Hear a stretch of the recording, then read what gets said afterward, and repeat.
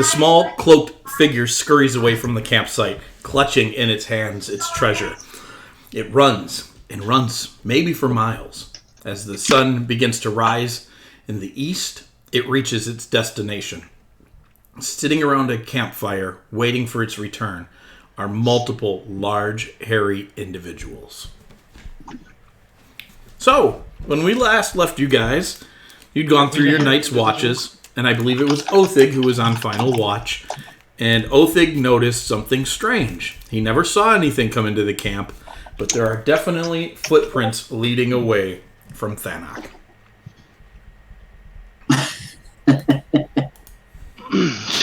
Othig, what would you like to do with this information? So I saw something leaving.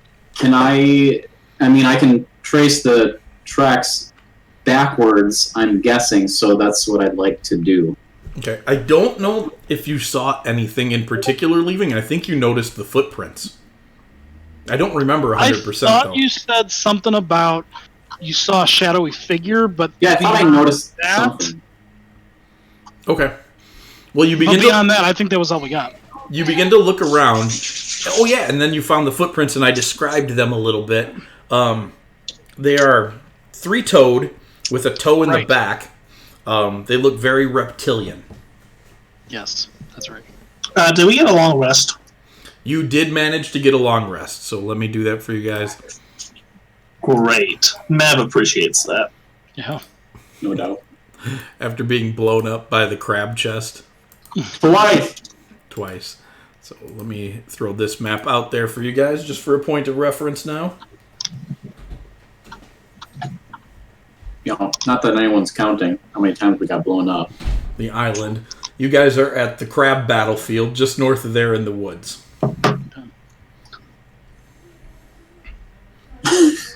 It was only called that because of what happened, right? Correct. Same as Wyvern Point. You have no proper names for any of these things. No, that is totally going to be the city name when they found our castle. That'll be Crab Battlefield Point. Yeah. Crab Battle Bay. Yeah. Father, how did the city get its name? Well, let me tell you, son. Our ancestors years ago came to these lands, strangers they were. And I bet we would probably put up a giant monument of just these two giant crabs fighting each other. For some reason, I knew you were going to say we're going to put up a parking lot. I mean, probably. So, Othig, what would you like to do? I really want to check out these tracks. I want to try to make sense of this. I want to find out where they went to, came from. Yeah. Okay. But he's definitely not going to wake me up. Well, I don't even know that it affected you yet. It's true. I suppose that's true. Yeah. So just back off. No, I'm not gonna. Just because you brought logic into this doesn't mean I'm gonna relent. He's going to do this whole watch thing. That has never stopped Adam before. I reject your reality and substitute my own. Yeah. All right, these squares are about 5 miles, just so you guys are aware. Oh, holy buckets. Maybe not that big, but they're big. Holy buckets. I'm just thinking that giant hauled. Yeah, he was big. He's a biggin. So make a survival check for me then, Othig. Yep, I thought you'd ask that. It's going to be terrible, but... You're right. It's terrible. That is a grand total of 5 after your -1 to your roll. You're looking at these and you're like, well, these are definitely tracks. And they go that way. I mean, you don't. They're pretty obvious in the soft ground around the campfire and the campsite you guys made. You lose them pretty quickly once they get out into the forest. Okay. Do I see how they are coming into the camp? It looks like they followed the same path in as they took out.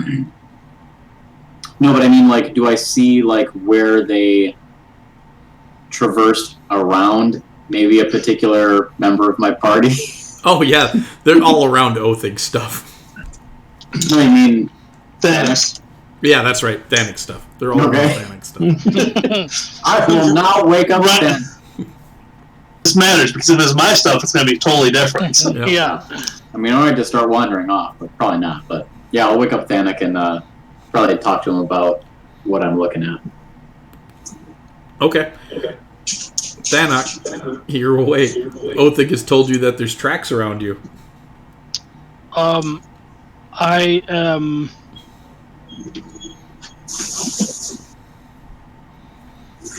I think it went off that way. Would I be able to do? Would I be able to do a? Hey, are you missing anything? I don't know yet. Would I be able to do an investigation on those tracks, or is that just going to be a survival? That's just a survival. Yeah. Is that any better? That's a little better. It's not much better. So you two are both now standing there staring at these tracks going, well, something was definitely here making tracks. And I think it went that way. Okay. Can I look at my...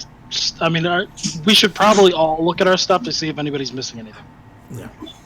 So you begin to look through your stuff, and Thanak, you are missing your Tinkerer's tools. Does that mean you woke us up? I would say specifically that everybody should look at their stuff to see what we're missing. Phil's gonna start making breakfast. Did you say I'm missing my Tinker's tools? You sure are. Did you invite your Cobalt friends over here?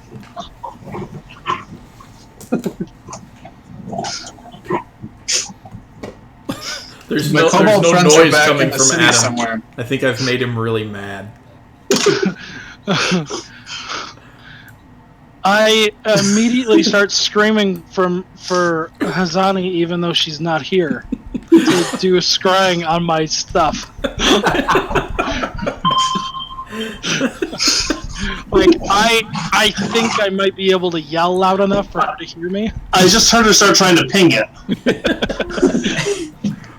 So yeah, you're yelling about one of your most prized and proudest possessions being missing. Yeah. Am I missing any other tools? Is anybody missing anything else? How much gold did you have on you? Not much. Not much. Can I you think be maybe missing like- 100? No, I didn't even have that much. Well, then you're missing all of it. Oh, great. I had 20 on me, Oh. so I'm broke. You're broke. Don't worry, I'll buy you a drink. Gonna need one after this. Or 10.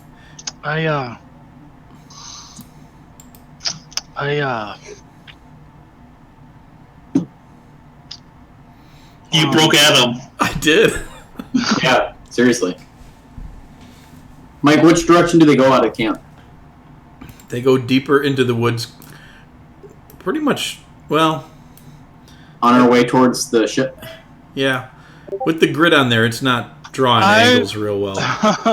I want to There we go. wake up Phil and yell at him like a dog to find my stuff.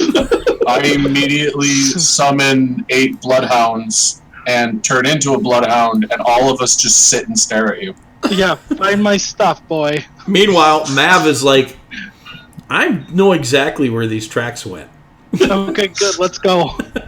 He's like, look it. They went through this way, and in Mav, you realize these are not lizard folk tracks, or reptilian at all. These are made by a bird.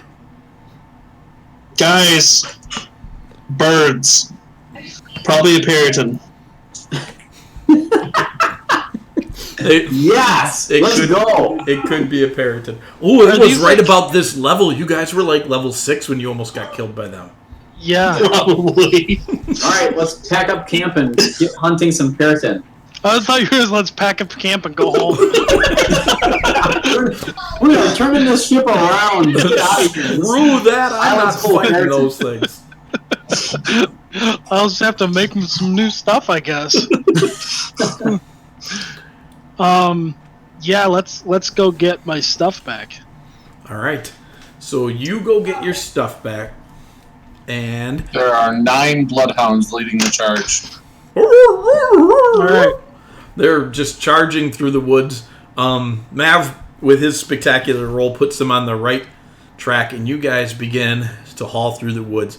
It is a long trek, so I do need some perception checks for you before you arrive at where you're headed.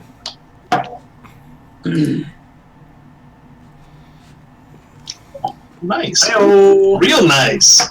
Yeah. That's your D10. Oh yeah. Nice. Filbert, are you rolling or are you just stuck? I'm trying. It'll get there. I thought. Would it help for you maybe to run Discord on your phone? I have 2 separate devices currently running this. It just isn't enough. I don't think you want to do Discord on the phone. Discord on the phone is still really janky. Okay. And it costs a lot of data, which I don't have. So It's super bad. there's a 13. 13's Make not it nice terrible, light app. but it's not going to outdo that 29 that's sitting out there. Yeah. So, when you guys get closer to the square that I moved your token to, what is that? That's all the bloodhounds. Oh, Add those up, and that's my total score. most of them are just running around sniffing stuff, but that one and his friend, they're really on it. Yeah. And they got a friend along with them that's kind of like, yeah, I'm paying attention too, but he's kind of also interested in what all the others are digging up. It kind of makes you wonder which one is Phil in that. Yep, that's the real question, isn't it? That's the 5. That's the only hard question. He's digging up new mushrooms. Hey, Let's I see. appreciate So, the mushrooms. Othig, while you guys are moving, you find another set of tracks. Actually, several other sets of tracks in the area you're approaching right now.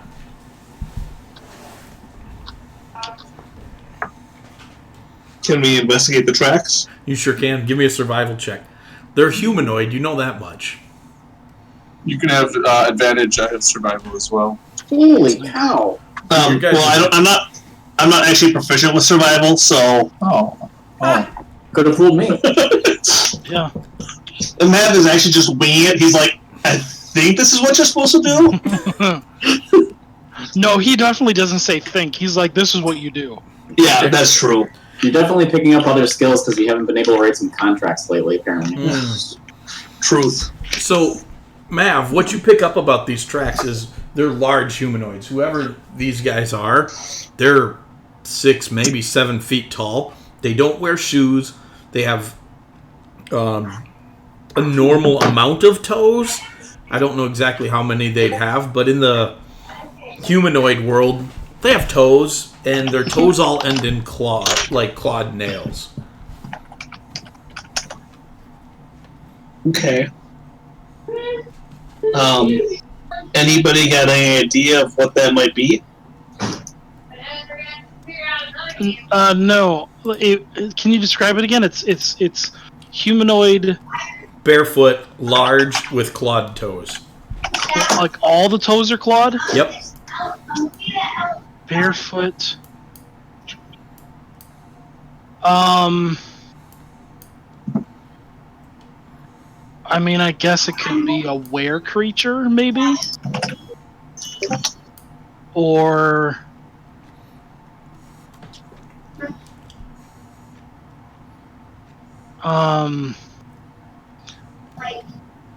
It's the same. I either know 17 for Fey nature or 17 for regular nature. This could be a number of different kinds of humanoids. It could be a were creature as well, but you're having a hard time pegging them. I would like to persuade the tracks to tell me what they are. No dice there, my friend. Does it look like, the reason why I said were creature is, does it look like the tracks just, like the humanoid tracks just appear? Or does it look like they were always mixed in? You know what I mean? Here's what this is doing. It looks like the bird tracks cross across these tracks. Okay, that's why I was thinking were creature, like No, it was like a werebird or something. No, it does not become these tracks. These are a completely different set. Oh, okay. All right. I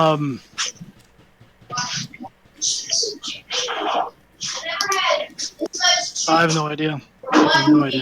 I mean, here it could be anything. We've never been here, so we don't know what kind of fauna this place has. I'm gonna keep following the bird tracks. Okay. Do they look? And maybe somebody would. I would ask. Thanik would ask one of the other trackers who this is in their expertise. Do they look? This did they happen? How do I phrase this? Freshness wise, does it look like they were made at the same time, or does it look like one track was there before the other?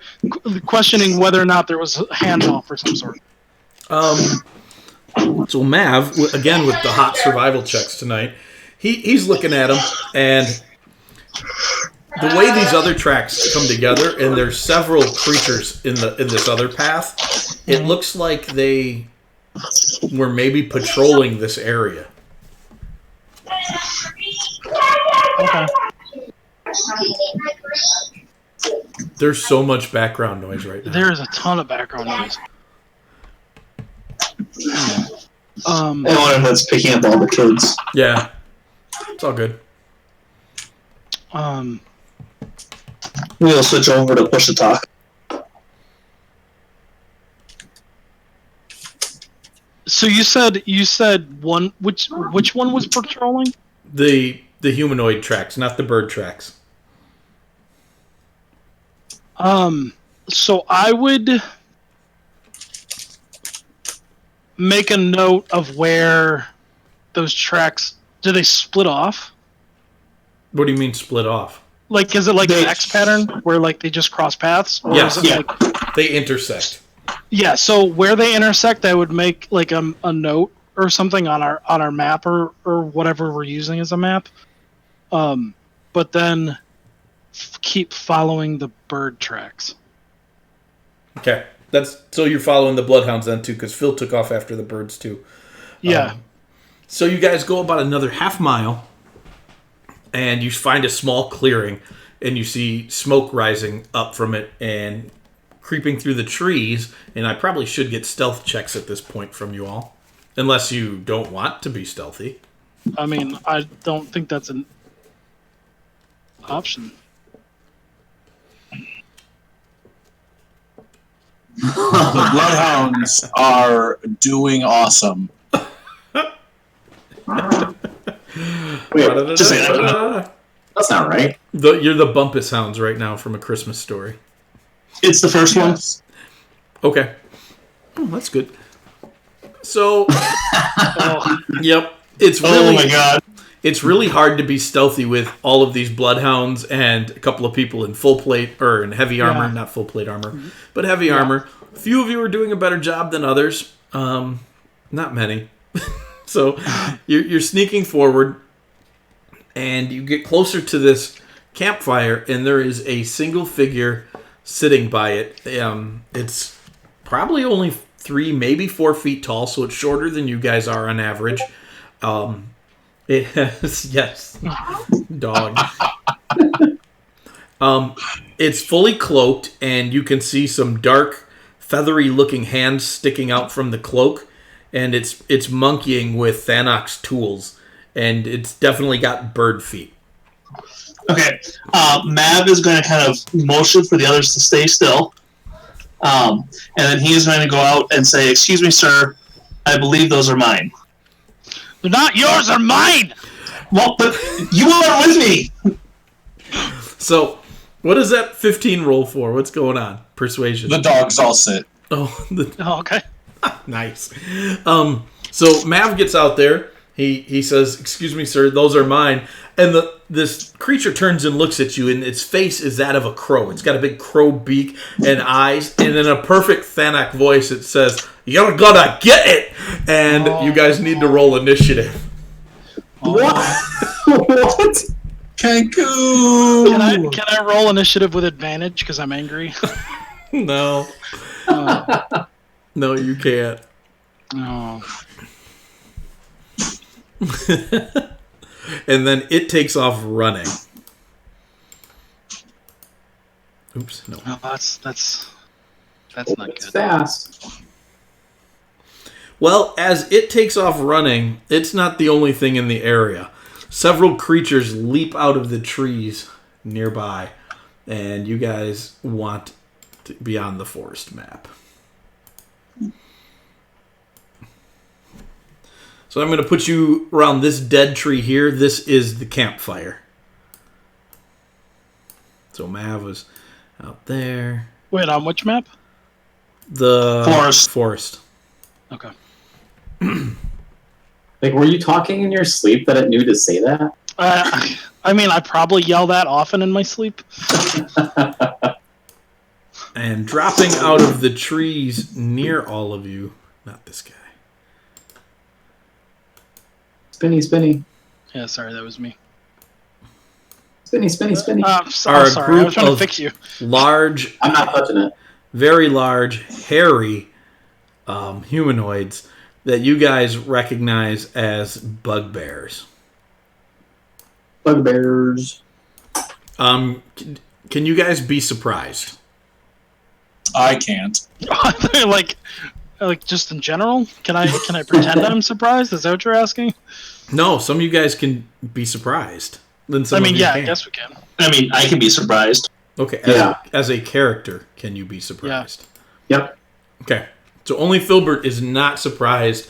You guys are surprised, so you only get... How does that work? You can only take your reaction this round? Correct. We can't take our reaction until after our turn has passed. That. Ah, I see. So those are your 2 packs of hounds? Yes, the W's. Yep. I will just operate them as wolves because there are no hound dogs available. All right, that's fine. All right, so the Kenku buggers off, and I'm going to make a roll for him. Would you all like to make perception checks as you see him disappear from view? Oh, sure. That's a I net just 1. not see him. That's not bad, but it's got a negative to it. That's an 8. Filbert And- is real focused on chewing I on some see it. bugbears. You do not see it.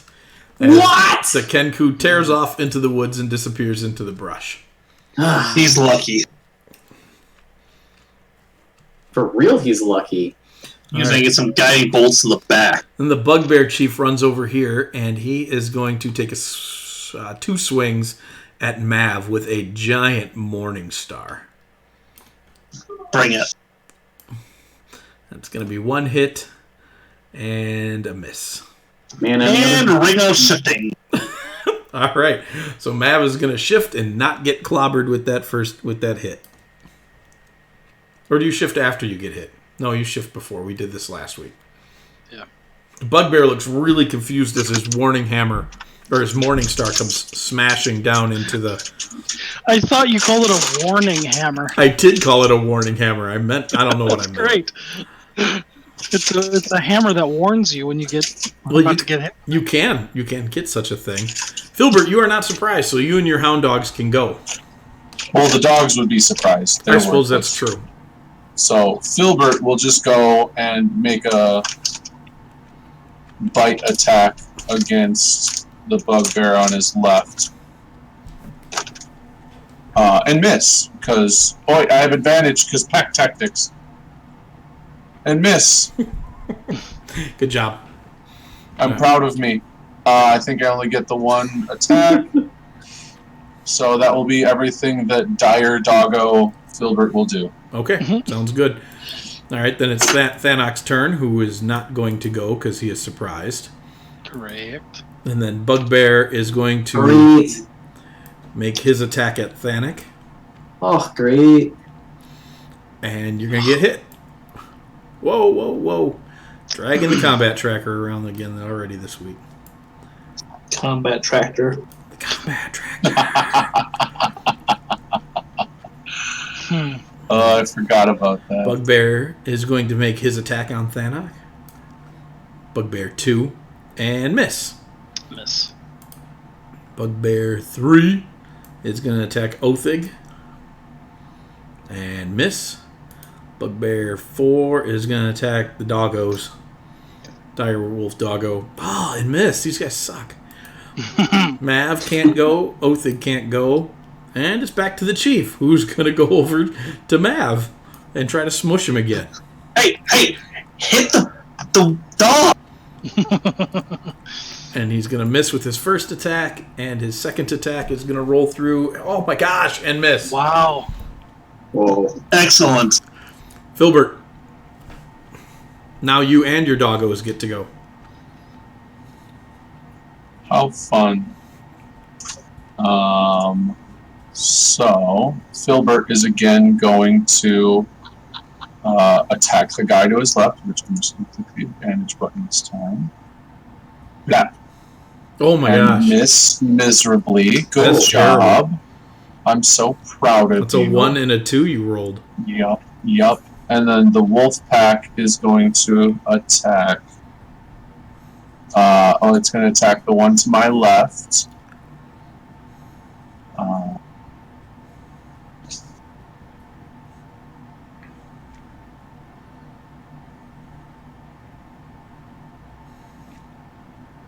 Which is this button. Which will hit. Well, they have pack tactics, so it's. So that one will miss, and then it's just. Screw it. I forgot how it. So that's. The other ones in that pack. One will hit for a crit. One will hit, and then I'm guessing the other ones will all miss. They only have a +4 to their attacks. Yeah, I don't know they'll why all it's miss. a 6. So the other 2 will hit. One was a natural 20. So if I hit shift, do that, flat, and then that. And then the other ones will attack this one. Attack this 8 dice. One with a natural 20, and that first one, 13 hit. plus 4 will hit. 17 will hit. So we'll do damage and damage. And that's everything from Phil. All right. Thanak, you're up. I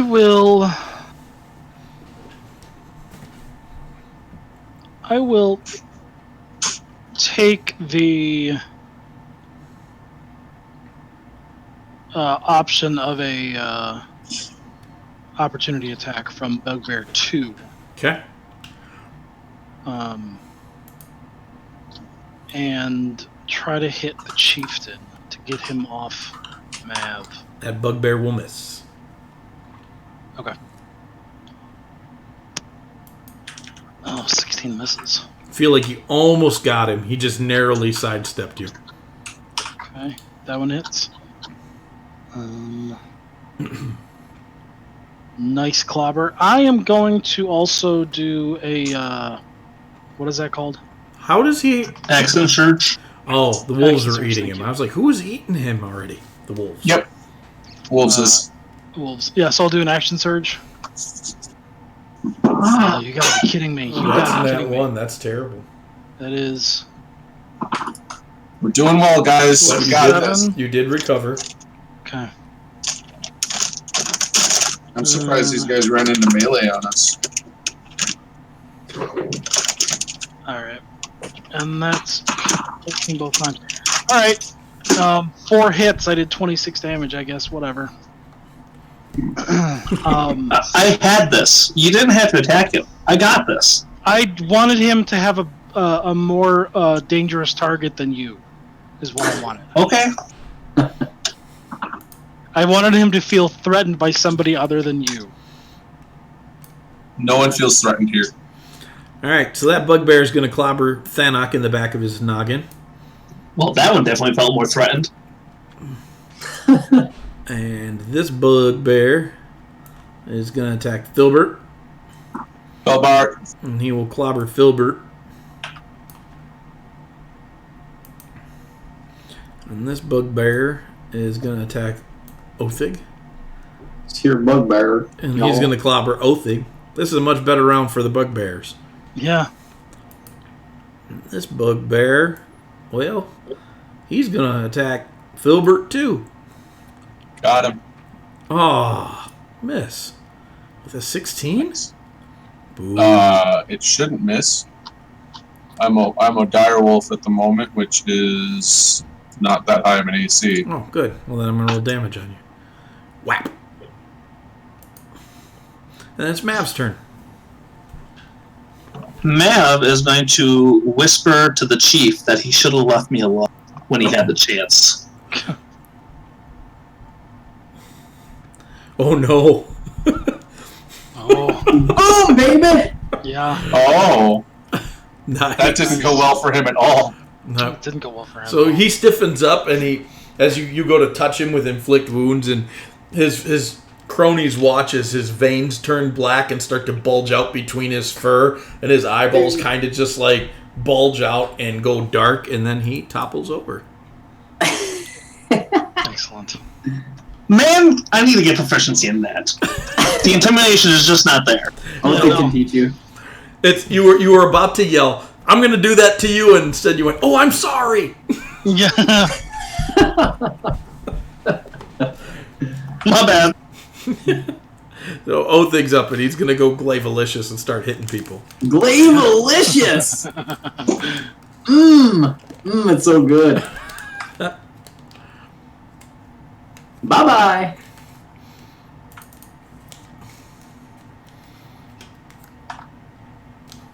Bye, criminal. You deserve that. That's it. Okay. And let's see. So whose turn is it? Oh, it's not yet Filbert's turn. As behind this bugbear, the Kenku appears. And he stabs this bugbear in the back. What? Obviously, he realizes which side is better to be on. So he's going to do that, and then he gets sneak attack Dude, that's gonna be some damage. for another 15. That's bugbear 1. Bugbear. And then it screams out in what sounds like bugbear, like in a bugbear tone of voice, is, "If the little bird's not useful, we'll eat it." And Filbert, Yeah. now it's your turn.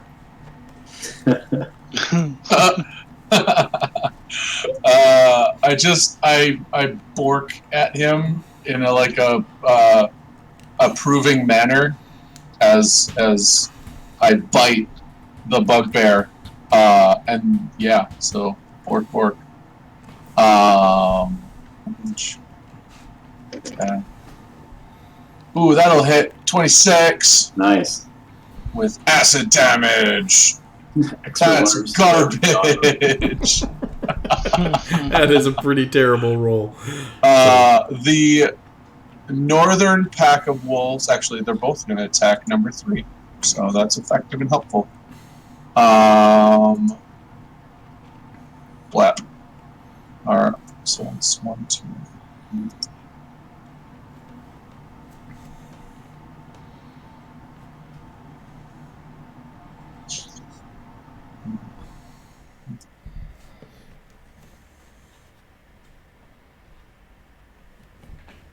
$16.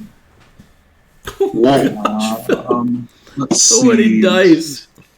1 natural 20, so 2 hits, 3 hits, 4 hits with a natural 20. Sure. So for our next campaign, we should all play druids just to piss Mike off. I don't agree. Everybody just starts summoning creatures. Yes. 4 Seriously. plus a crit. It's dead. He's dying times 2. Got him! Times 2. They're actually just tearing him apart. Yep. The other bugbears on the other side are like, "Oh no." They get that Brian Regan scared look on their face. Nice. Oh, That's no. my turn. All right. Thanak, you're up. First, Ryan, what's your strength? Oh, it's gotta be 18. Is it 18? That's what I thought. You have two different bonuses on your glaive and on your polearm master. Like, shouldn't they be the same? Hang on. Verifying. Either way, I'm gonna attack Bugbear 1. Do it.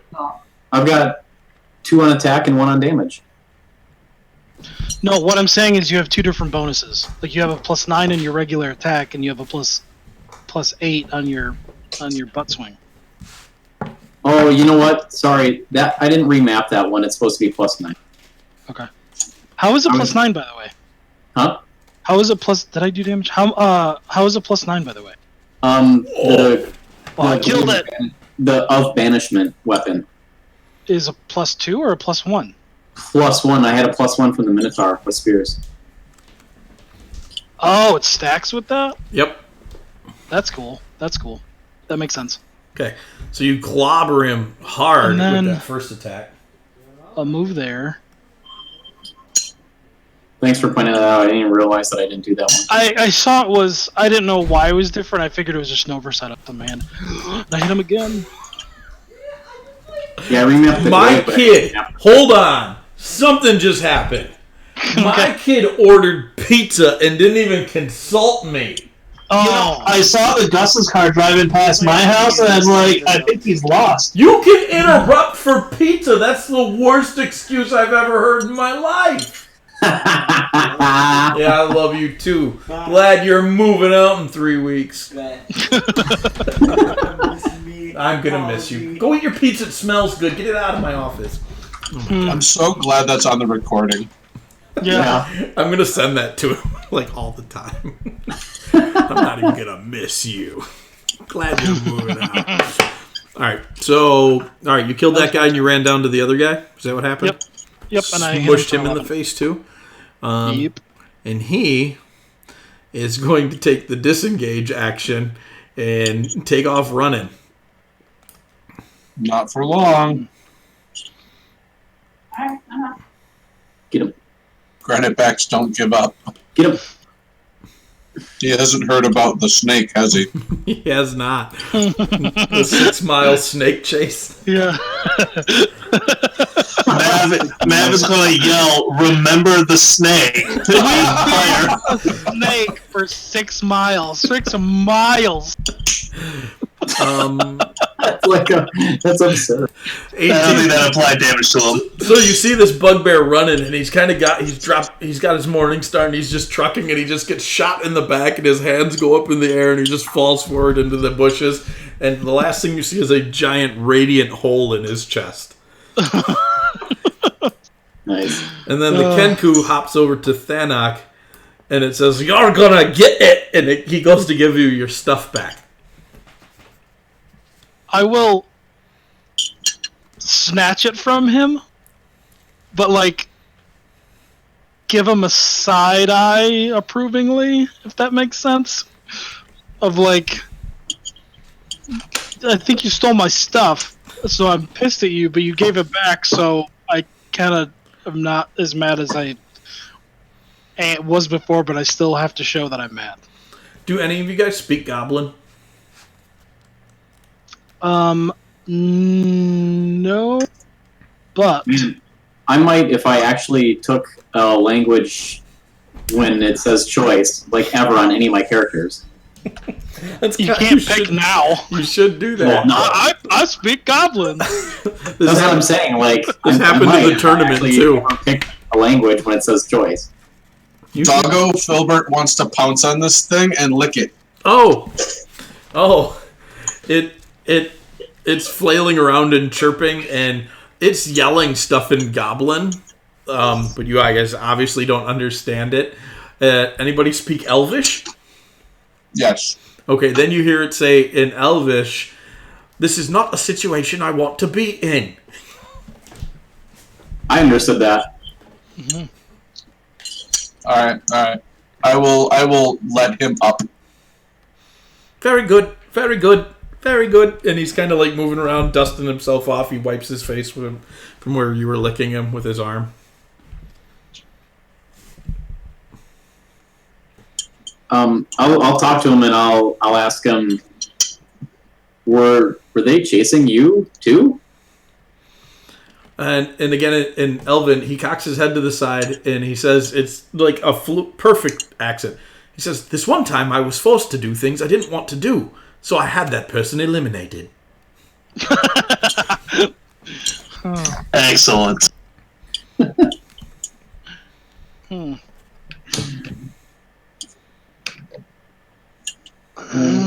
Okay. At this point, I'm going to cast Aid on the 5 of us. On the what? I believe on the 5 of us. Oh, I thought you said on the Bible. I'm going to cast 8 on the Bible. Only 3 of us, sorry. I mean, it's kind of arrogant of you to assume that thing needs help. But. Yeah. Who are the ones who can understand what he's saying? Oh, they can. Anybody that can speak Elven. Actually. Well, you're still a dog, so I don't know what you can hear and what you can't. But I'll just ask Otheg to ask him why he took my stuff. And yeah, I'll ask him about that, but I'll ask him first. Like, were you the one who was in the camp? And then I'll turn around and go, "No, ask him why he took my stuff." You don't even know what I'm asking. It doesn't matter. You're not. It's not what I asked you to ask him. Yeah, Otheg knows. He would say yes. It's not a normal voice; it's a different voice, but he'd say yes. Now, okay, then I'll ask him why he gave it back. Because he'll look up at Thanak and then look at Thanak's hammer and be like, "You're gonna get it." That's awesome. Mav's going to start investigating the bodies. Why? Why am I gonna get it? I mean, I know he's handing it to me, so he's giving it to me. But you get the impression that this creature cannot form language on its own. It has to mimic the language of others. So he's trying to communicate something to you using words that he's heard recently. I guess I don't understand how giving it to me correlates to him taking it. Maybe he's trying to say that you're stronger and you're going to kill something. So by you're going to get it, he's talking about like you're going to give it to somebody else, and he'd rather be on your side than their side. I mean, or he knows that you could free him potentially from those guys. I'll just ask him, like, do you need me to kill somebody? Like, I'm okay with that. He kind of just looks over at the bugbears.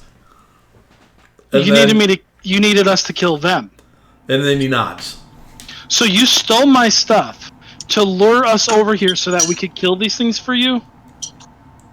He takes a step back and nods some more. Mav's going to pull out a contract and offer him a job. And he says something in Goblin again that he'd said before, but you guys don't understand it. And then he gets a frustrated look on his face and shakes his head. I will cast Comprehend Language. Okay. And tell him to say it again. I can't speak in Goblin, but I can hear it. Okay. He says the phrase, "Go to their camp, find out if they're suckers or if they're strong. And if they're suckers, lead them back here."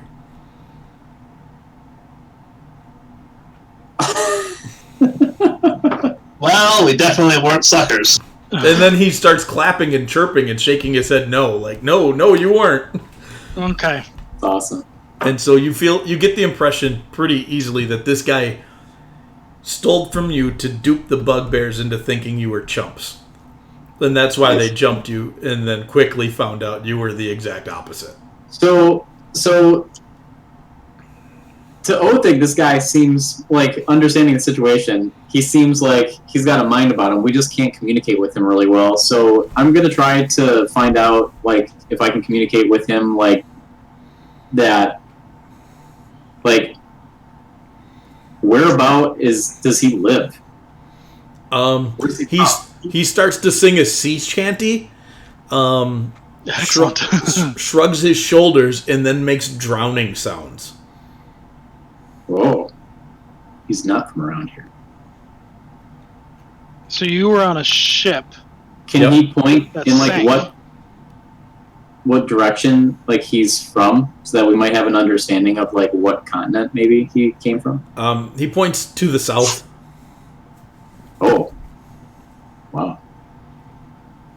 Okay. Does he want to come with us? He nods. Does he want to sign that contract that Mav's writing up? I motion for him to get onto my back. He climbs up on the doggo. Got him. All right. Well, I guess Got we've acquired an NPC. Random NPC. Yep. Well, let's go get Oren. Yeah. We were looting the bodies, by the way. Oh, yes, you did say that. You didn't find anything much valuable on them. It does look like their clothes are not very worn, but they're more of the style that you would expect to find back in Krenshad on your own continent. Oh, really? Mm-hmm. So does it look like our crew's gear? No, it does not look like your crew's gear. And there's no Axe Buster laying around here? No, there's no Axe Buster laying around here either. It's just odd. You don't think these guys were native to here. How long has what's the Kenku's name? Does he have a name? He'd pipe up in Gnomish, and you speak Gnomish, right? Yep. And he would say, "All you do is jabber, jabber, jabber, jabber," and then he'd just start dancing around on top of the dog, saying "jabber" over and over again. Okay, so his name is Jabber. His name is Jabber. I'm calling him Jabber, even if that's not his name. Yeah. All right. I like it. That's what he did with his dagger just a few minutes ago. Yeah, he jabbered it. And right into the back of that. Yeah. Yeah. Jabber, how long have you been here? Far too long for any good-natured person to live outside. You're a bird, don't you live outside? There's no need to be judgmental. That's racist. Guys, Bumblebee is my favorite NPC. Let's go. Yeah. Real. Yeah, no, I assume these questions are happening on the way. Sure. They were. But yeah, we can head over to Oren, or his ship, anyways. I'm a little concerned, and I don't have a problem saying this out loud so that Jabber can hear, but I'm a little concerned with inviting someone to join our party who we met under the guise of stealing my stuff. Filbert's just gonna lick your face and wander off. Matt will concur and note that he would have no problem dealing with the situation should it resolve. Yeah. When you said Matt will concur, I pictured you also licking Also licking my face. Nice. Matt will also lick that ox face. Yeah, so I'm gonna start searching for Oren with my nose and my other doggos. yeah, so whoever has, I guess it would be Phil, which probably is fine because he's riding your back. Try to keep an eye on him. Sure. You have the highest perception and insight among us all, I think. Sure. Oh yeah, I guess I'll do an insight check on this little fella to see if I think he is trustworthy. You can have advantage on that. Like him. Yeah, you could. Okay. You get advantage. I also have insight. Oh, okay. Advantage. Black. Oh, that's better. 20. It is better.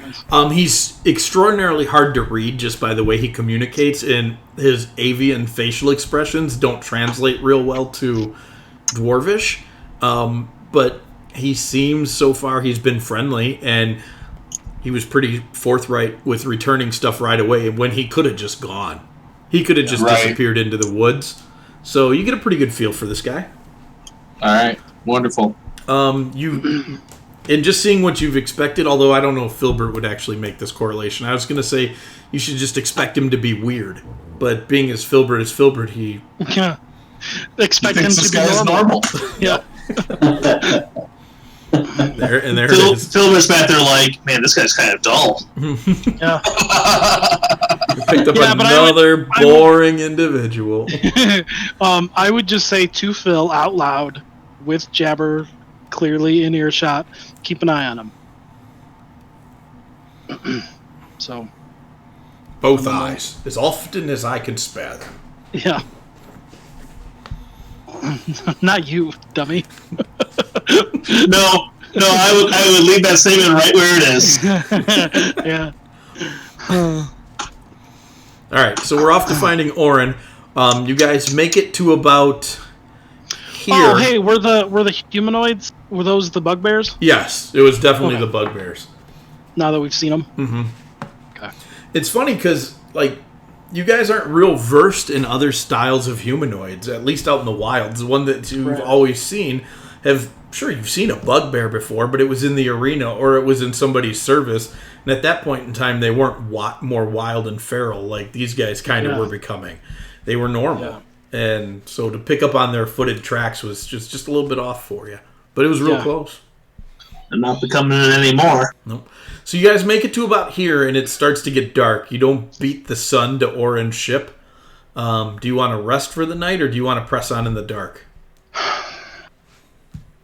How far away are we, do we think?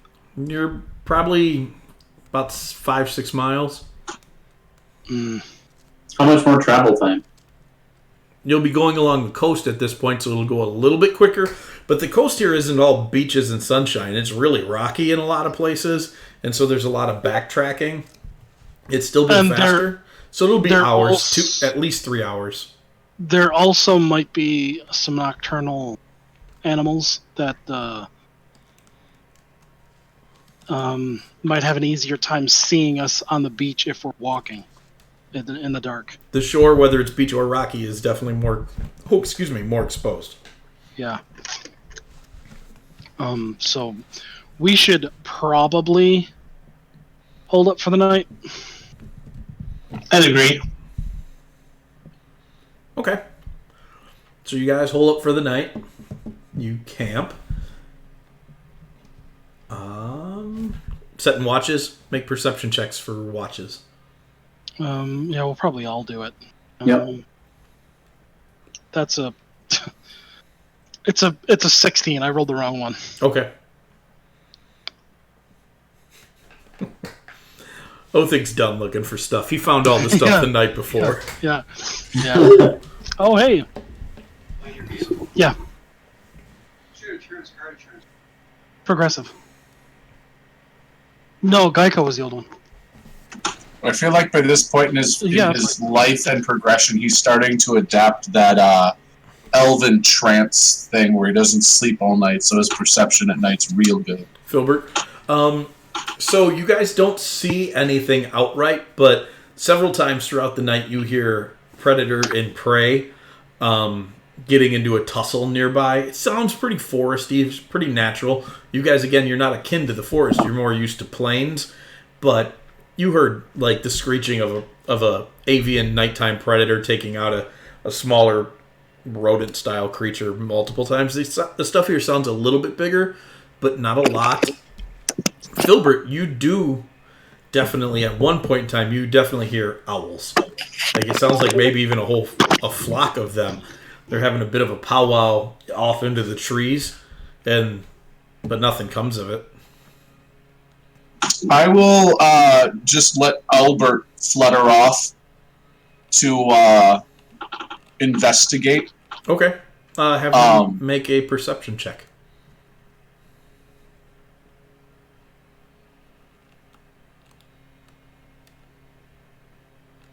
He flies into a tree. That's a nat 1. +7 is 8. Not so bad for a check. He starts heading for the sound, and as he starts heading that way, the forest gets unnaturally quiet, and when he gets to the place where he was listening to it, there's nothing there. Okay. I'll just have him come back and I'll snap him back to me. Okay. And I forgot to mention this as we're taking rests and things. I have started to take the time every night when we go to make our rest to make a Leoman's tiny hut and take some time to set up an unseen servant that like cleans up the area. And like I take my first like hour and set up a couple of ritual spells to just take care of the area around us. Okay. Sounds good. And then I finish all of that with ritual casting meld into stone if there's a stone nearby, and just my head is peeking out of it. What? I become very paranoid, and you all really kind of pick up on that as these things are happening. How long does meld into stone last? 8 hours. Yeah. Wow. It's the final thing I do as my evening ritual. Okay. You're Yeah. a weirdo, but okay. Yep. Yeah. Thank you. You're It's welcome. here's the problem with this is just your head sticking out. So it's not like you're any safer. I'm inside the dome. I'm inside Leoman's hut. So I'm always like finding a spot with a rock and setting the dome up on top of it, and then just my head is peeking into the dome. Huh. Okay. All right. So you guys, for the rest of the evening, it goes without any further incident, and the morning comes, and you're headed for Orange Ship then, or do you want to do anything else along the way? I think we could just head for Orange Ship. I don't see any reason we should go anywhere else. How's Jabber looking? Jabber is fine. He sleeps really weird. He sleeps on his back with his crow feet up in the air, and he makes a lot of weird whistling sounds while he's sleeping. And he says like words in his sleep, but they're from dozens of different voices and languages, and it's weird. He's real weird. I love that you just said Jabber sleeps weird as Filbert is in a rock. Yeah. Yeah. That brings me joy. All right, so you guys lay sight of the ship pretty early in the next day, a couple hours into your travels, and it's a couple more to get to it. It's not in good shape anymore. It's been run aground on the rocky shore. There's a large hole in the hull. You can see that from a distance, but it's there. Phil, can you do a perception to see what you see around here? Yeah, I'll take a look around. Don't get too close to the ship yet. I'll do my best. I just wander off. 17. You don't see anything in the immediate area. Does anybody else have perception that would give him advantage? No. I think perception was something we couldn't get advantage on. It is your personal senses. Unless you can describe to me how you would help somebody perceive better. Hey, do you see that point? But either way, not in this group. But yeah, regardless. You don't see anything at the moment. Yeah. So we'll just go and investigate the ship. Sounds good. All Are there right. any tracks around? Does it look like there's been any activity? Make a survival check as you get closer to the ship. And it's going to be, I'm going to say it's at disadvantage because it's on the rocks. So 16. 16, 12. Okay. It's right in that area. No, you don't see anything out of the ordinary or what you'd expect to see here. All right. I'm just gonna ritual cast detect magic and then wander into the ship. Okay. While he's doing that, I'm casting 8 on the 3 of us again. Okay. So you ritual cast detect magic and wander onto the ship. You'll have to tell me whether or not you want to wander on after you finish your detect magic. There is a very thin residue of enchantment magic on the ship. Oh. Do I feel like I could blow it away? Like that kind of residue, or residue like a film? It's more like a paint. So a film, yeah.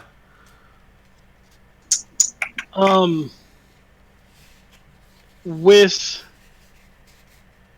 Would I be able to do like?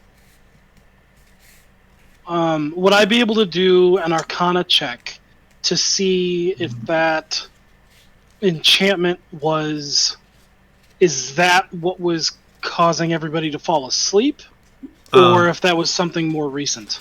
Make an Arcana check. At advantage. Yep.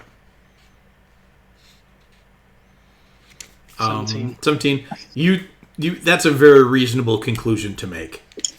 The fact that it's barely noticeable as enchantment magic would lead you to believe that whatever it was under, it is fading. It's not as strong as it once was, and since the ship came from a place that is under a sleeping curse, it just makes sense. Okay. I will cast Dispel Magic. Okay. The magical aura around the ship vanishes almost immediately upon intersecting with your spell. Alright, and then I will wander onto the ship. Okay. So you wander onto the ship, and after a few minutes of searching around, you see there's nothing here.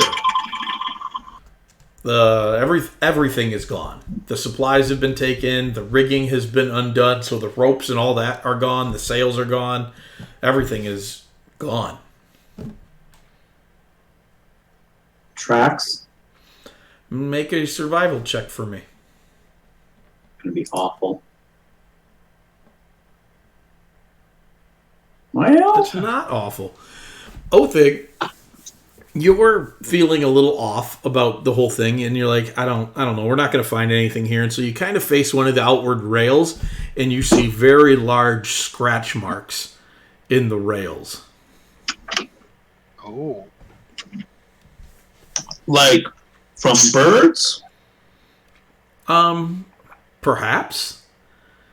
Now, 17's pretty good, and with that suggestion as a player, I would say as you look at them again and that suggestion gets made, yeah, it looks like something with talons grasped onto this rail, wrapped it around it, because there's scratches beneath the rail and 3 in the front.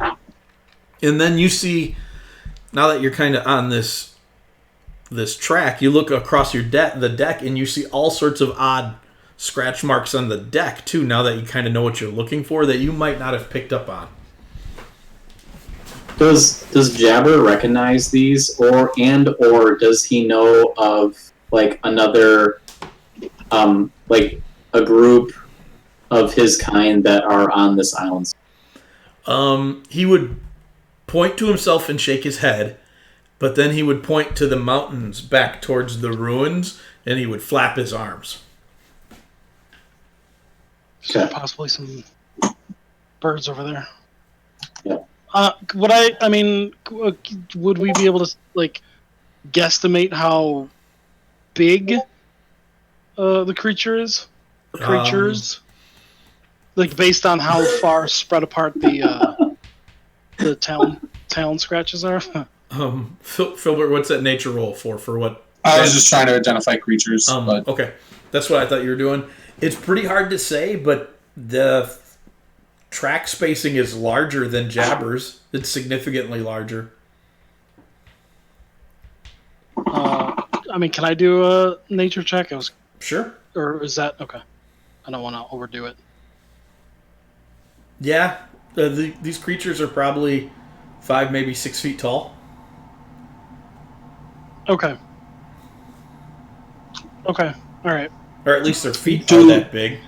Their If- feet Do we see would anything circular? I'm sorry, Andy, you cut out from the back half of that. Do we see anything circulating above us? No, you do not.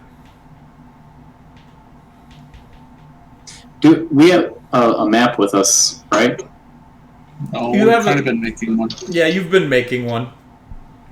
Okay, so if, like, in showing this to Jabber, would he know if, like, what's like a good way? What's a good route to the ruins? Like, is there even a route like from above, like from the mountains, or like a passage through, or is just like through the forest the best way? Like, does he know? He would look at your map and kind of cock his head so far to the side it's almost upside down.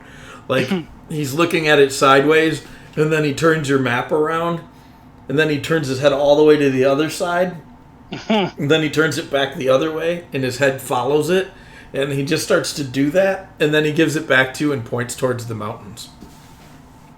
Okay. So I'm going to guess basically the route that we took to get here, except go a little bit north. You know what I mean? One quick question: Are these do these tracks look similar to the size of the wyverns we've? No, they're much smaller than the wyverns. So smaller than the wyverns, but larger than jabbers. Yep. Okay. Yeah. So I think we just go straight south down to like here. Does he feel comfortable guiding us, like, to the ruins? Like, if I try to convey to him, like, hey, you lead the way? You can try and convey that to him. He would look at you in a very pompous, elvish-looking face and say, "I'm not completely comfortable with that idea." Okay. So I think if we just go straight south, so here, and then just go east Okay. until we can try to find.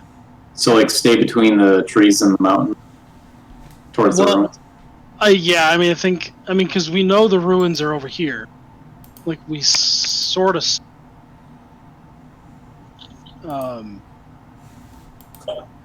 So I think if we maybe make our way to the ruins, and then maybe if they are up in the mountains, try to find a path up to the mountains from the ruins.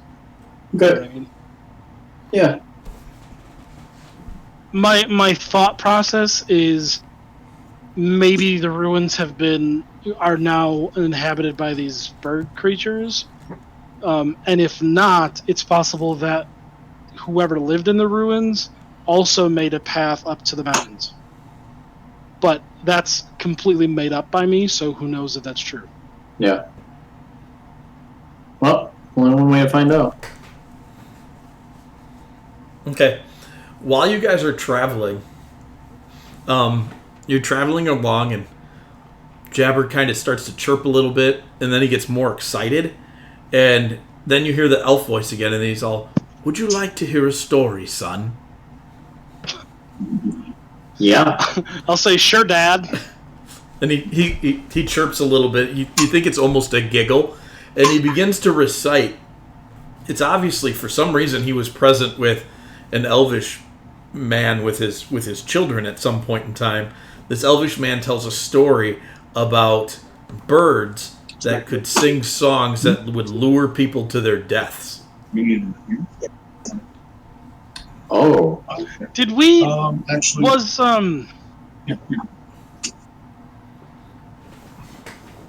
Was it just Halcyon that was a sailor, or was somebody else in our crew a sailor as well? No, of your guild members, it was just Halcoin. Would he have told us stories of sirens? Yeah. I mean, probably all the sailors on the boat would have told you stories of sirens and how excited they were to be underwater because the sirens can't sing to you underwater. Yeah. Whether they know that's Harpies. true or not, that's exactly what they'd say. Okay. this is clearly harpies. Yeah. Harpies could be under Fey magic, right? No. Harpies don't sing. Sure they lure you do. over. No, because then they'd be called sirens. No, they're Sirens harpies. sound nice. Harpies, harp. Right, but you think harpies sound nice. That's why you run towards them. You No. think they're beautiful, and then they eat you. No. Sirens sound beautiful. Harpies sound like your nagging ex-wife. You. It's that. I don't have a nagging ex-wife. What's that sound like? Right, well, you know what?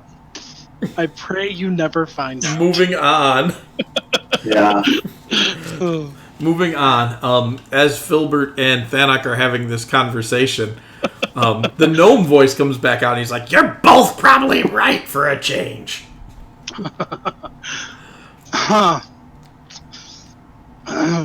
So was it our group that came across something similar to this before, or am I making that up? I don't think you guys fought any harpies. Where we ripped Or some sirens. clothing off our. We wadded some clothing up in our ears. Oh, yes. That was... I feel like we were around a Red Rock. Yes, it was. Fortress or something. I don't remember the context, but we did do that. It right? was the elf. It was the dead elf in the Underdark. Oh yeah. The death crystals. Yeah. Yes, it was. Oh yeah. Okay. So rinse and repeat. unless we're any better prepared this time, I Probably guess the same thing. yeah. You know, if we had a bard, we could counter charm. Well, we don't. I was just pointing that out. Well, we did, but Seems like a Yeah, cool. perfect opportunity for Phil to multi-class. On it. I would love to see Phil, the singing waltz. Phil Bard. Everything. Phil Bard. It would be Phil Bard. The Tard Bard. Tony, you Yes, can't say perfect. that word. You can't use that word anymore. I just did it. And everything I turn into is a songbird of some kind, even the Yeah. dogs. Yeah, even the rhino. Yes, please. Especially the rhino. So after My scrambling around on horn the is an rocks, actual horn. Right, yeah. investigating the ship, you guys make it back to about here where you camped the night before. Was there, before we leave, any? Was there any supplies or anything that we could No. salvage? Everything's gone. And It you was all expected gone. to find crates of supplies, and they were all gone. Dude, they took the ropes and the sails. Oh, they took those two? They took everything. They I stripped didn't it. hear that. Okay, They stripped it bare. stripped it bare. So that obviously suggests that they were not just taking them for food. Yeah, I mean, they may have been, but there's more involved than just food. yeah. All right. Sorry, continue, Mike. Yes. All right. So it's just starting to get dark when you guys make it back to the place where you camped last night. Do you want to continue on or camp again? Probably. Especially, I think we should Probably have what? Yeah. Probably.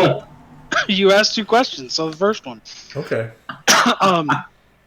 No, I think we should camp specifically knowing that there are avian terrors out. Okay. Then give me perception checks as you're on watch. I do believe we're doing the Liamon's hut again. Yep, Okay. Lehman's hut, alarm, Look at that. melded into stone. Last time I didn't roll well, something got stolen. So I've just been rolling high for my perceptions. Panic is on alert. Yes. Filbert is not. So you're stuck in a rock. Yeah, well, things happen, man. Okay. So in the middle of the night, you guys begin to hear birds shrieking and screaming, and just there's this flipping out sound of birds, and then you realize it's all coming out of Jabber. Is he having like a nightmare or is he awake? His eyes are not open, so you're guessing he is having a nightmare. And it's loud. It's like almost ear-piercing, damaging loud. So let's wake him up gently. Okay. Make a saving throw, a Constitution saving throw as you touch him. Yeah, I can do that. Nah. You are blasted back away from Jabber and take 7 points of lightning damage. Yikes. Whoa.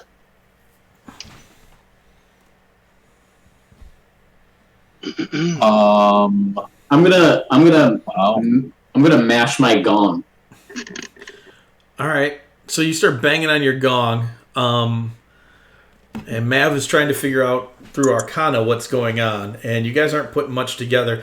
You start banging on your gong, and he starts to slow down and stop, and then he kind of looks over at everybody, and you're all like, awake and staring at him and just looking at him, and all of a sudden he tips his head, shrugs his shoulders, and he's like, "What you mooks looking at?" Jeez. You said I took lightning damage? Yep. Pretty legit. Why did I take... What did he... He's having a lightning dream. What is... A lightning dream? Can I do an Arcana check to see if I know what just happened? Mav already did, Or if but I yeah, can- you can. After you pick yourself up off the ground, you got a little bit more personal experience to this. You have no idea. Okay. I'll ask him. Why did you shoot me with lightning when I woke you up? What? Okay. What? What? The gnome is out, and he just... Yeah. You get the... There's several incantations of the what as well, so you get the feeling like the gnome constantly said it. Okay. Great.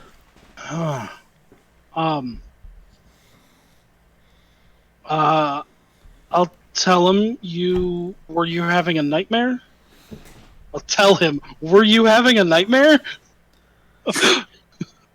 I think he shocked my brain. He shakes his head no, and then he could do this. He takes a stick and he draws on the ground. He draws a stick figure person, and then he draws like what look like ears coming off the side of it. And as he's doing that, he looks at you and he straightens his cloak out really nice, and it looks like he buttons it up and then fixes a tie. And then he says in a new elf voice, you've never heard this one before, and he says, "I'm coming to bring you all of my master's gifts."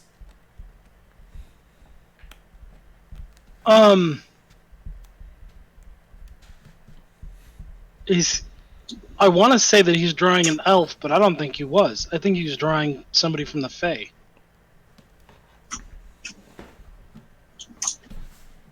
Phil, does that look familiar to you at all?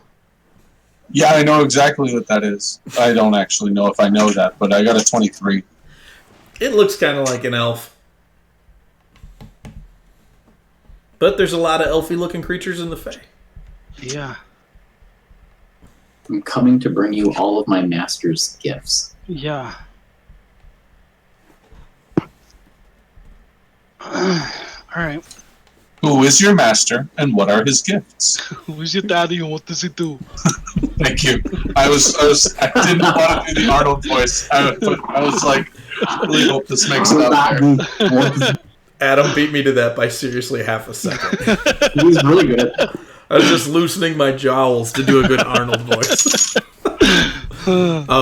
He doesn't know. He shakes his head. And shrugs. I don't know to just about any other lines of inquiry.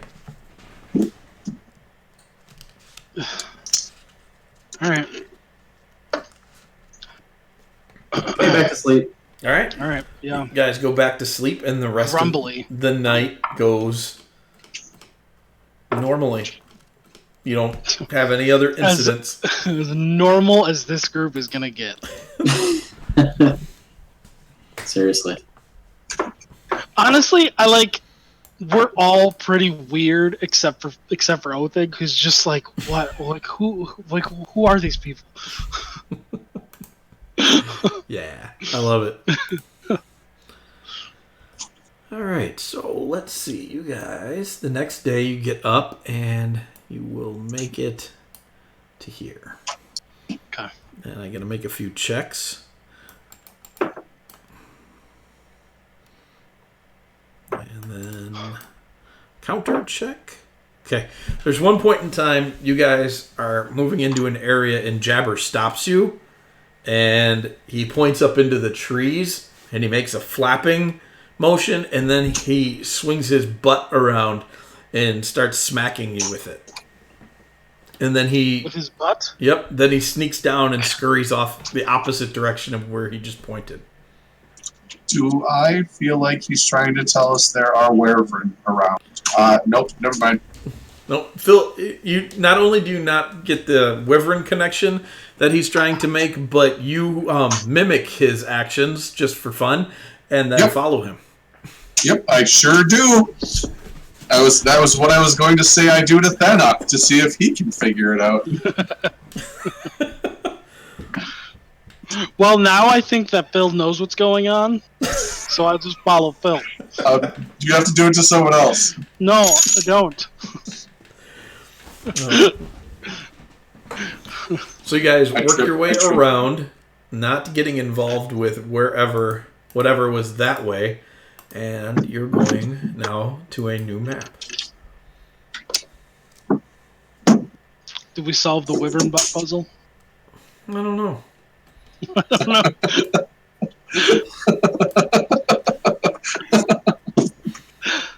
Yay. Wyvern butts. Don't know if you solved the wyvern butt puzzle. Stop saying that. That's its name. Do not approve. You guys do know, and you can see some of the mountain ranges to the north. Poke a little of these guys out here. So you know about where they're at. Okay.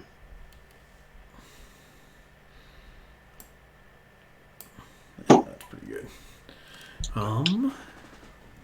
So you do feel like you're starting to get closer to where... Who saw the ruins? I think Hazani saw them and then described it to us. I think. I don't remember. I just remember that we knew that there were ruins over there somewhere. Yeah, because you guys talked about going to them first, and then you avoided them. Albert saw them. Oh, Albert, that's who it was. Oh, yeah, that's totally who it was. Yep. Yeah. It was. All right. So you guys, yeah. Which way do you want to go? Do you want to go more northerly or more southerly at this point? Matt, did you cast 8 on us again? I did. Okay. I hear northerly. Yeah, I mean, that's kind of keeping in line with what our original plan was that Thanik suggested. Okay. So you guys travel a couple more hours, and it's getting late in the day, and you find a river. Looks like it runs pretty far north and south here. Okay. I will cast ritual cast water walk on. Well, hold on. How deep is the water? Like, Doesn't matter. like, it's like a foot deep. I don't care. I'm going to cast it. It is pretty deep. Okay. I wanted you to ritual cast it as the rest of us just walk across it. How wide is it? 20 yards. Does that sound about right for a regular sized river? Yeah. 60 feet. Yeah, about 60 feet. Yeah, okay. I was going to say that piece of the rock that is in fort is 150 feet across, give or take. Is it really? Yep. Wow. Well, it's about that big then. Okay. I wouldn't. Yeah, I suppose it is, isn't it? Mm-hmm. Yeah. So. Okay, so you're going to ritual cast that? Are we doing that in the forest area? How long does that last? An hour. Oh, okay. So it lasts a while. And Yeah, you're doing that in the forest? Yeah, go for it. Do it in the forest, and then we'll keep an eye out while you do it, and then when it's done, we'll... Mike, I'd like to do some perception to see what's around here. Go for it. Oh, that's good.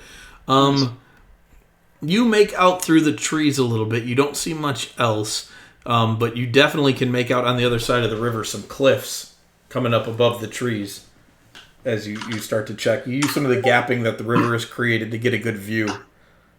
But you don't see much else. Okay. And there's nothing up on those cliffs? Not that you can see from here. The angle, you can see more mountains in the background. Okay.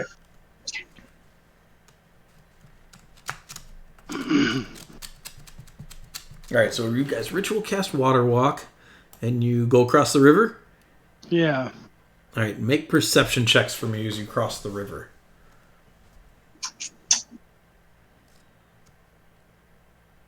Nine.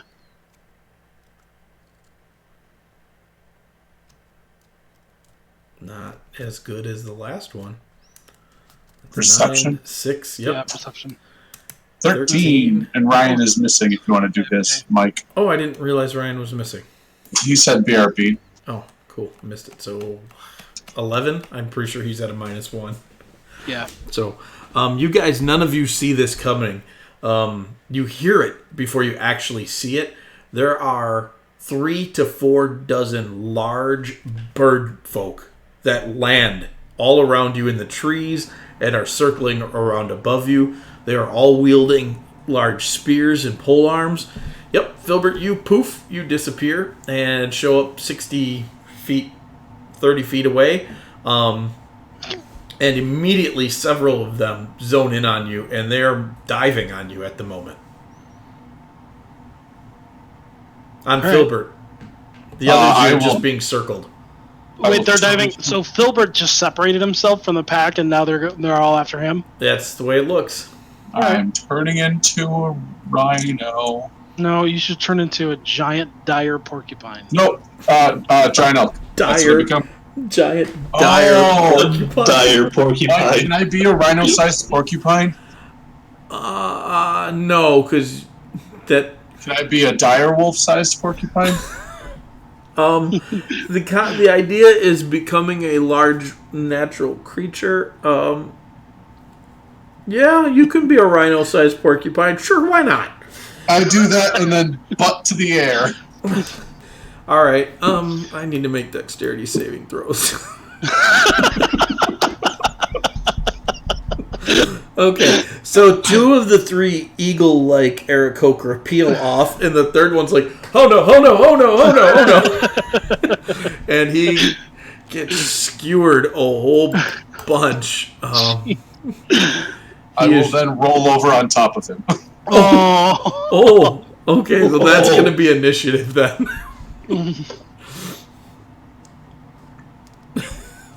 Gosh. Huh. You smushed him. That poor... However, my soft underbelly is exposed at the moment. Yeah. All right. Filbert doesn't exactly understand what just happened, but he's excited about it. Because my thought, Adam, is I was going to turn into that giant crab and just start clacking my claws in the sky. Yeah. But you said, turn into a dire something, and I was like, dire what? Dire porcupine. Dire porcupine. I adore it. I'm not sure what one would look like. I'm Googling it in the moment. I'm not sure it's real. I mean, it's the internet. Yeah, that's true. It is the internet. We also didn't think Cthulhusaurus Rex was real, and then we saw one. That's true.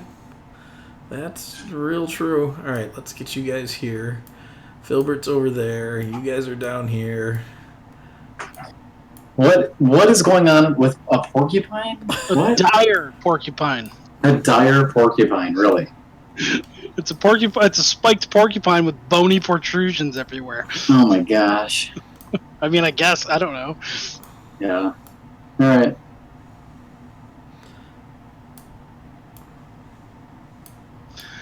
I did. It was already like Google auto-filled it for me. No, it didn't. Yeah, it did. Yes, it is a real thing. It is actually. There's the token the internet gives you. Yeah. That is terrifying. That thing is terrible. It looks like a demon carpet. It sure does. It sure does. The next picture over is also amazing because it's a dire porcupine bat, which is flipping terrifying. Yuck.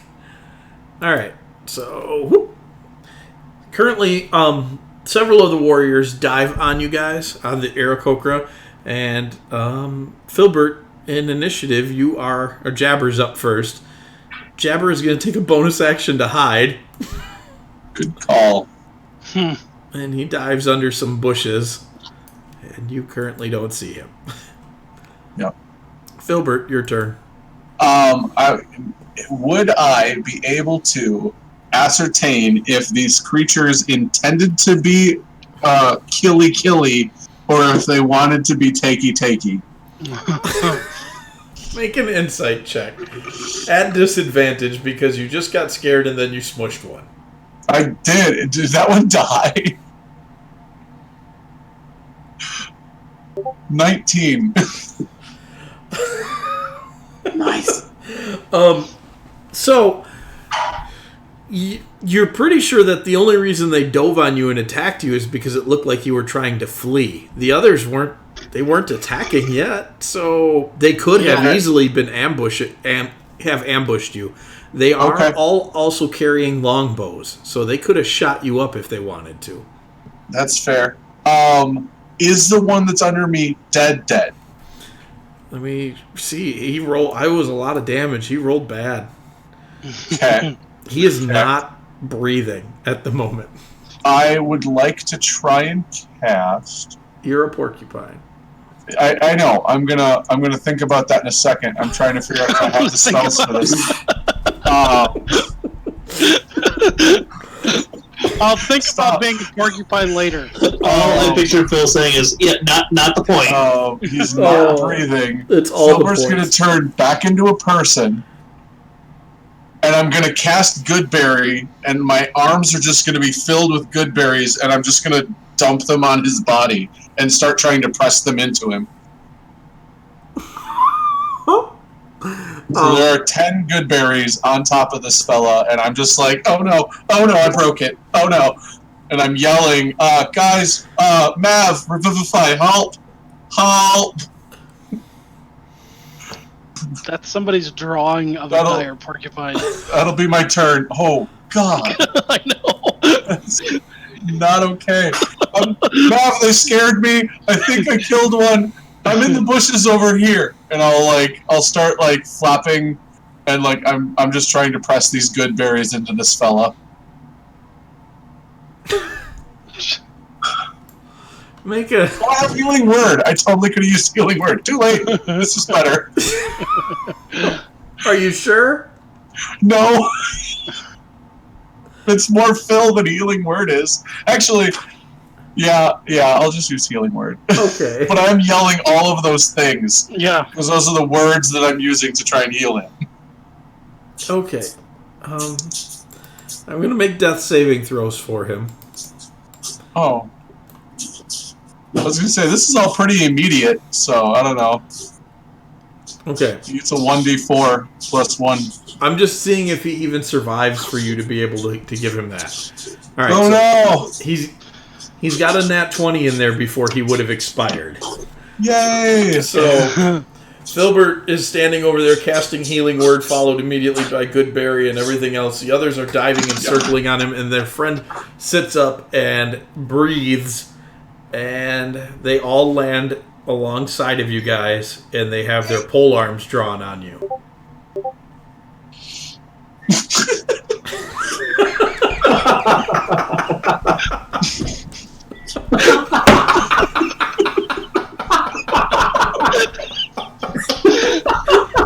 that a dead beaver? No, he's alive. It's a capybara. A what? A what? It's an akuchi. Filbert will put his hands up. I don't know what else to do. Okay. I mean, I still have good berries in my hands, so I'll just put my hands up holding 2 good berries. Filbert puts his hands up, and the one that he skewered foot sweeps him, leaps off the ground after a little bit of a rollback, and he's in a flash. He is 10 feet above you with his pole arm drawn on you. I'll just hold out the good berries towards him. Okay. They start to jabber at you in a language I know none of you speak. Because if any of you took Aarakocra, you're nuts. If they are speaking a language, I will cast comprehend language. Okay. You hear things like, "You're trespassing. Why are you here? More of them have come. It's an invasion. We should kill them now." Then you hear hear a little bit of arguing, and somebody named the High Wind Speaker is mentioned. And does Thanik, are you relaying this information? Yeah, I will. I will tell everybody that they think that we're trespassing and we're an invasion force. Mav would lower his staff and kind of take a little bit more of a foul approach. Apologize for our trespass. Cast guidance on himself and inform them that we're just looking for our friends and we're looking to.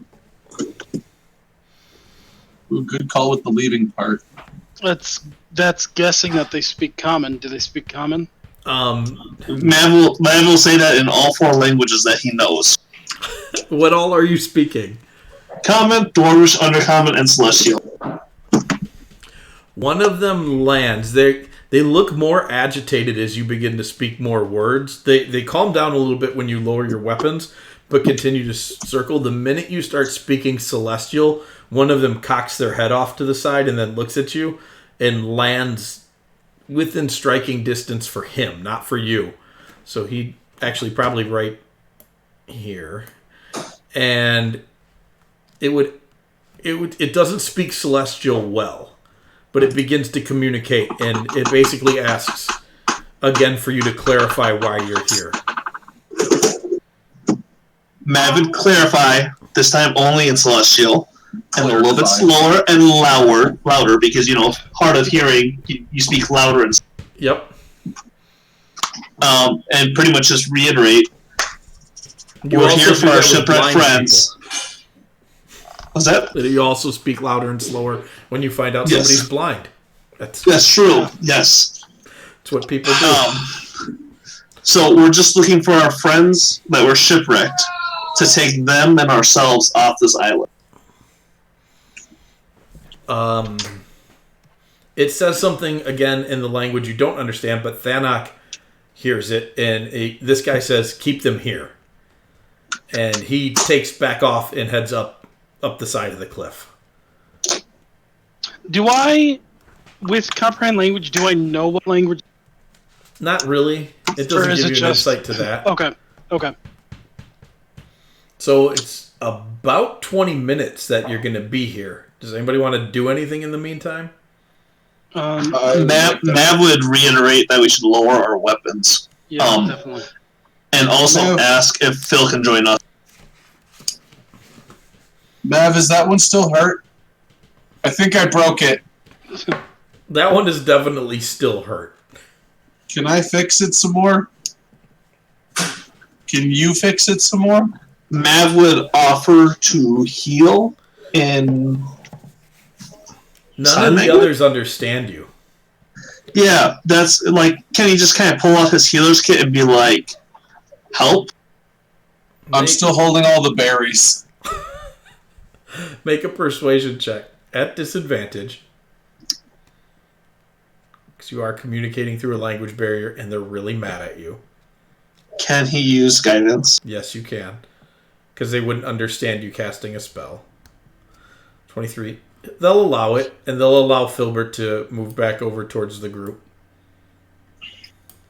I'll give him 8 of my 10 good berries. Yeah, they don't take them.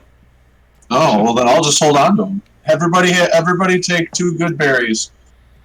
All right. Mav would heal that guy for 16.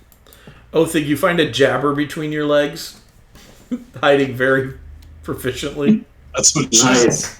That's awesome. Like, after, 5 minutes, you go to move and you kick something, you look down and there's the little Kenku, and he's, so crouched and balled up that you swear he's not even taking up a foot of space. I'm gonna pet him. I think the point is that he doesn't want to be known and that he's. You pat him. He chirps a little bit, real quiet, like. About 20 minutes pass, and the Aarakocra that you were able to communicate briefly with before comes back with another one. This one isn't wearing warrior's gear and armor. He's wearing these huge strappings of linen cloth that form a robe if he's standing still, but they're obviously stripped out so that he can fly and maneuver without them becoming a hindrance too much to him. Do they happen to look like sails?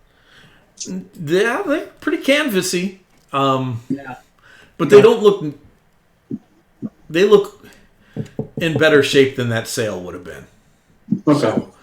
So, he lands and in very poor common introduces himself as High Wind Speaker Sunrise. Mav would bow to him. I would as well, and welcome him in Druidic. He would respond in fluent Druidic.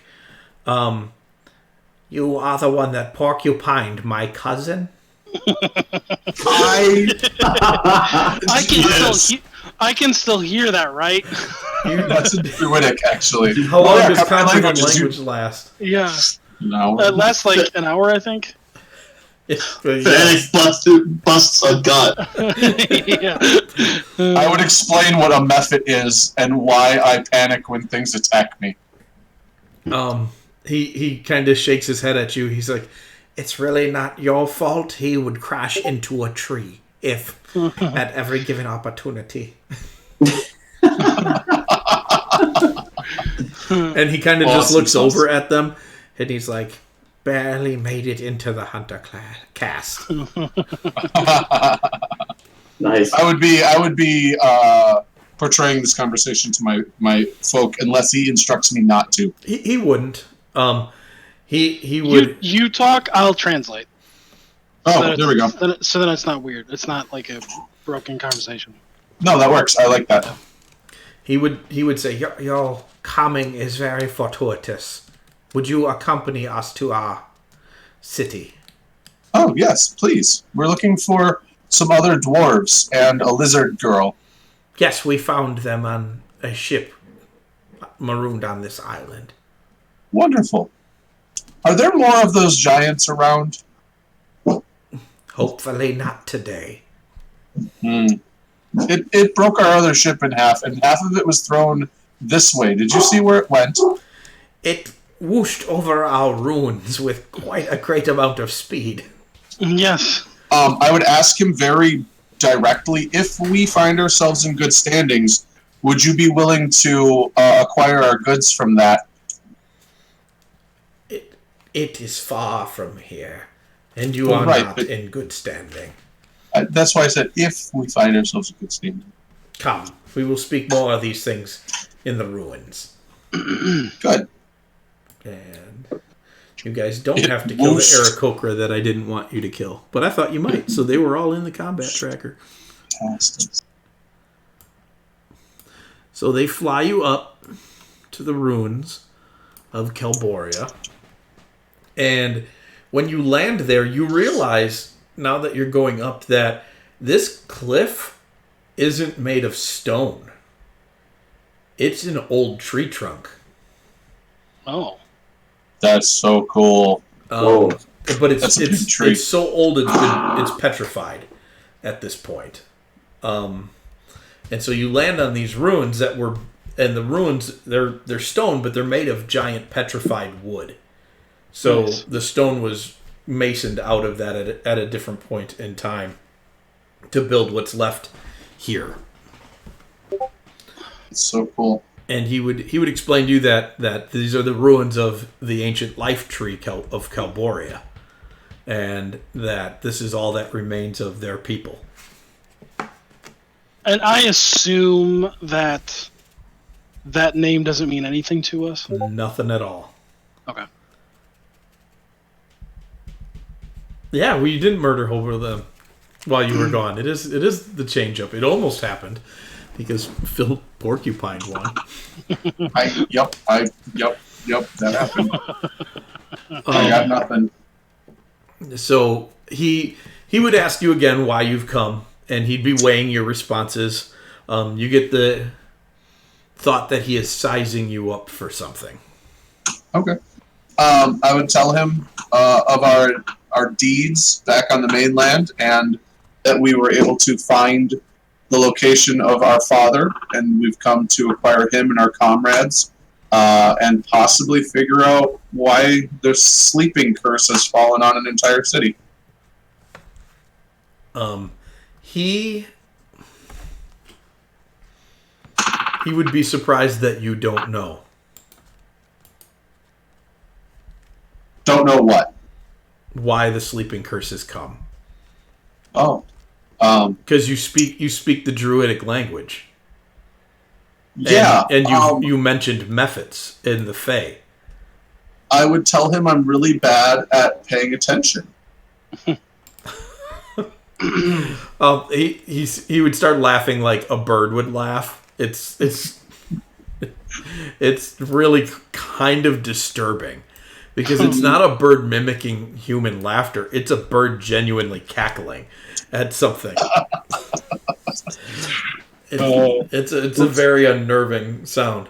And he would tell you that he thinks that's strange still that you would have missed this. And he says you don't know of the darkness that's coming? Well, I mean, yeah, I just didn't think it was related to that, because the sleeper was also coming, and we made him stop. A sleeper was coming. Oh, well, frick. They are not singular.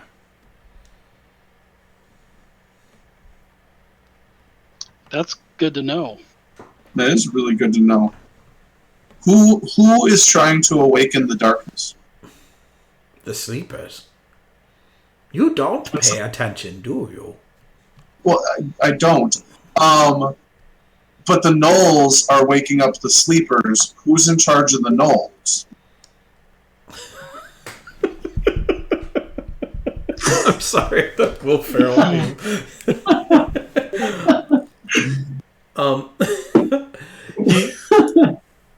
He would tell you a story. Oh. Of a time millennia ago when the earth was covered in shadow. And that some would ascribe the shadow years to the cataclysm. But it wasn't because of the cataclysm that the world remained in shadow. It was because of the Nightmare Lord and the darkness that he brought. And he had minions known as sleepers. This is good. And when they awaken, they draw him out.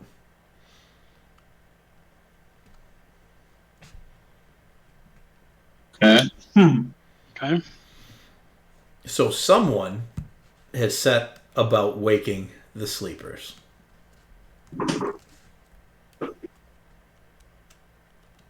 Did the sleepers cause the town to go to sleep? He says that would make sense.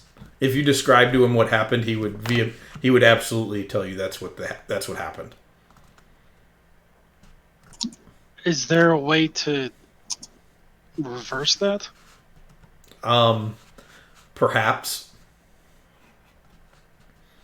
He says, well, there is. And you guys already knew that through very, very powerful magic that people are able to be brought back out of this curse. But it's really difficult, and they can't be in the area that's cursed. Is there a way to uncurse the area, realistically? And he cocks his head to the side and he says, not that I know of. Okay. That's great.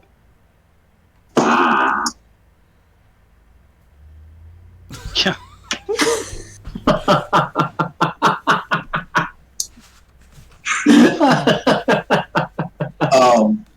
Okay, so doesn't know if there's anything we can do about it. We have figured out ways to wake people up. Well, sorry, somebody else figured out how to wake people up. Our comrades are still sleeping. Yep.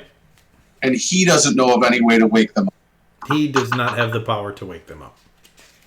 Do we know if we do? Did we ever actually find out what they did to wake the people up? They basically cast 9th level spells on them. Ew. Yeah. So, The most well, powerful of magics. well, that we have access to. You have brought us up here for a reason. What is it you desire from us? I desire to trade your family back to you for a task. But you kind of stole them from us. Finders keepers. That's fair. That's fair. I can appreciate that. We found this little Kenku boy, girl, child. We found a Kenku. And I I have understand been that. very helpful, he says in a child's voice. I love it. I'm a real boy. So what is the nature of the trade? There are tunnels beneath the mountains that my people cannot go into. We consider it a sacrilege to cross. They would be exiled for doing so. But something stirs in these tunnels. Okay. I want you to eliminate it. What lives inside? I missed that part. They don't know, but it's taken several of their people. Okay, so we eliminate the threat, and we become exiles, I assume, or no? Correct. But- You'll never be allowed back on the tree. As long as we get our people back, I don't think we're coming back. Well, we have to come back And to get so our we- people. No, what I'm saying is, like, as long as we get our people, there's no reason for us to be here. Mike, where did you say the tunnel was? Is it underneath this plateau or is it in the mountain? The entrance to it is right there in their village. Okay, how are we actually, like, maybe we should talk to him about how we can get off the island. Because that's good. unless he's going to help us, like, either repair the ship that has a humongous hole in the hull and missing all of its ropes and sails, or they've got another ship somewhere that we can have, because we're not bringing it back, we're probably not getting off. So we need Do to... you have any boats? They have no need of such things, but they will give you your rigging and supplies back as well. All right. Are they able to provide some materials so that we can repair the hull of the ship? Let my people go. Looking around the ruins here and the way that they're outfitted, you don't think they have the skill for that. Okay, so maybe we'll just have to... We'll be able to Fashion some lumber. we'll be able to put it together with Mav's lumber working, with my tinkering, with the captain. Assuming you have your tools. You look over at I Jabbers I playing very- with them. Very quickly look for my tools. Jabbers just over off to the looks at them side and playing with them like a Rubik's Cube. Nice. I shake him. Don't shake the Kenku. I'm sure that's actually something he's capable of saying as someone else has shook the Kenku. And someone else has said that. He just sets it off in 3 different voices. Don't shake the Kenku. Alright, let's go in the hall. Oh, sacrilege. You said sacrilege. Sacrilege from whom? They to go deep into the root system of the tree is not allowed. Do I feel like as a druid it's going to hinder me at all? No, you really Okay. feel like this is an Aarakocra thing. Birds are weird, and I'll just wander towards the hole. What about the Kenku thing? Is it fine with him? They don't care about him. He's not an Does Aarakocra. he care about it? He doesn't care about it. Okay. Yeah, Jabber is like, whatever. Stupid Okay. birds. All right. I know, stupid birds, right? Can we rest here for an hour? Get a short rest in? Yeah, you can get a short rest in before you go down into the tunnels. Okay. I would just like my animal forms, so. You gave us a good berry from before, right? So we Yep, should be... you have 2 good berries. Okay. What does that do? How long do they last? One healing One point. healing? Okay. Othig, I don't think you actually had 1 point of damage. I did, but I just took it off. No, I don't think you did. I think that because you didn't get hurt today. Right. Mike did You give us rested. our long rest when we got our long rest. Oh, okay. So Well, you were already at full. Okay.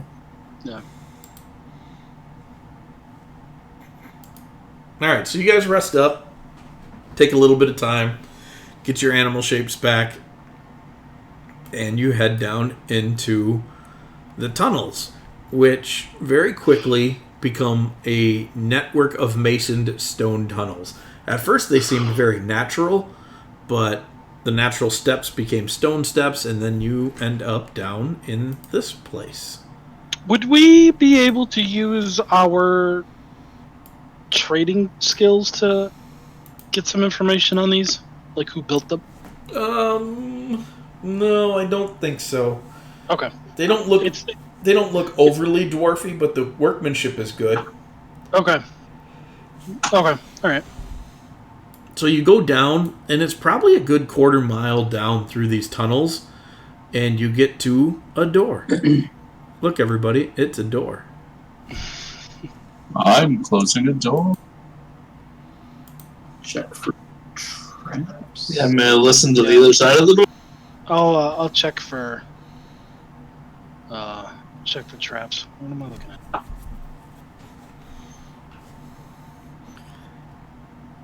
22. 22. You hear Jabber in the back go, you're pretty good at that. The gnome's back out again. I'll give him a thumbs up. Okay. In gnomish.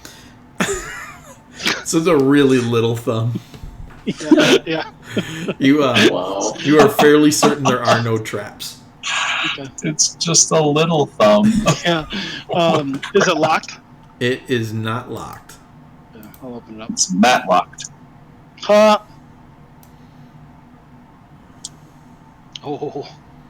There's nothing on the other side, guys. Yeah, the dead end. This is just brick. Gosh, this is really hard to see the walls. I didn't realize that. This is an old map of mine that I never used, and I want to. But it's pretty hard to see the walls. So the hallway goes north and south here. In the north, it takes a turn. There, that identifies a little bit better. In the south, you can make out a couple more doors.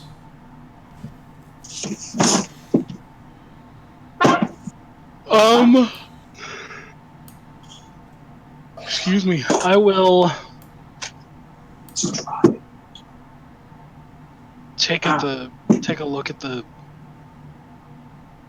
I'd like to just do a general investigation for traps along this area. Make one. See what happens. Oh, it's 15. It's so funny you can roll a 4 and still get a 15 on that. Yeah. You're fairly certain there are no other traps in the hallway. Okay. I'll let everybody know. It seems safe. Looks clear. I know how much you love that, Andy. Yeah.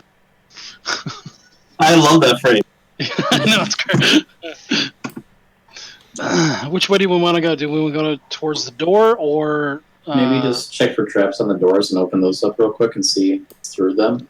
just take a look? What do the doors look like? Is there any is it like just a solid door, or is there any kind of like windows or anything through it? No, there's no windows on them, so they're solid doors. They are old steel iron doors, so they're heavy. So the 15 is for the door going to the right, and then 29 is for the door south. You are fairly certain there are no traps. Okay. I'll open them both up in that order. So I'll start with the Door one on the going right? to the yeah. Okay. So you go to open the door on the right, and it falls off of its hinges and clangs to the floor. It's very rusty. Opens up into this room right over here, and this room is full of sarcophaguses. Sarcophagi. Sarcophagi. Make perception checks. As the door falls on me, I'll just make sure that everybody knows it wasn't trapped. It just broke. Mav is going to pay attention to that hallway to our north. Okay. Oh, hey, Ooh, 20. 20. The 20. D10 is 20. So, 21. Othig. Who didn't go? Filbert didn't go yet. 12. Man, Phil's really you've been focused good on the iconography in here. 21 is good. Thanak, you're pretty sure, you're not 100%, right when the door hit and it was still echoing, you think you might have heard whispering. Okay, I'll let everybody know that we are not alone. Possibly some undead. Mav is a little concerned when you say undead, thinking skeletons Or banshees. or banshees. Whoa. Man. Whoa, Not icon. not a gibbering mouther. Let's get that out of here. Oh. If it's anything, it's gonna be It's Fanic. this guy. Man, Oh, that was so scary back in the day. Unacceptable. nightmare. Seriously creepy. It's Just the get rid of it. cane Just- worm. Just take it. Yeah, take it away, please. Please. No, don't spin it. Just take it away, please. Let's put it over here in case I need it later. No, don't bring it back. Please don't. I will. Are there sarcophagi? Are they like? Do they look like they are sealed, or do they look? Are they like part of the foundation, or is it like? Make an investigation check. Okay. Danik's gonna die. They are sealed. The cracks are filled with George. wax, and they have celestial writing on them. Oh, doesn't I read that? Yep. It appears that these are Aarakocra burial grounds from a long time ago. Okay. Well, there's no need to mess with these. Yeah, we should. They don't look like they've been messed with. They don't look. They don't look like they've been. Like you said, they were all sealed. Yep. So I don't think I don't think we have any reason to mess with them. Correct. If they don't look like they're already messed with. Yeah, I don't want to desecrate their burial ground. Yeah. Okay. I do have my weapon at the ready, though. Yeah. Okay. So do I. Are there any glyphs or anything that would depict how to bless them, or any like ceremonial blessing? No, it's all pretty. It's more words, and it's very poetic.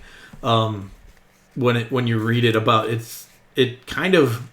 almost in a haiku form talks about how they lived and died. Any interesting stories? Nothing super interesting. A lot of them seem to be that I would say together after you read through them that a lot of this goes back to when the city was built on the broken remains of the life tree after it fell into the sea. Okay. In fact, I would say that they believe the mountain range on this island is the stumping of the life tree. Oh wow. That's a big tree. It was a big tree. You've seen the size of the stump. The Yeah. scale's got to be close. All right. Okay. I would say that we advance to the next room, and I would just look at Thanik and be like, this time maybe leave the door on the hinge.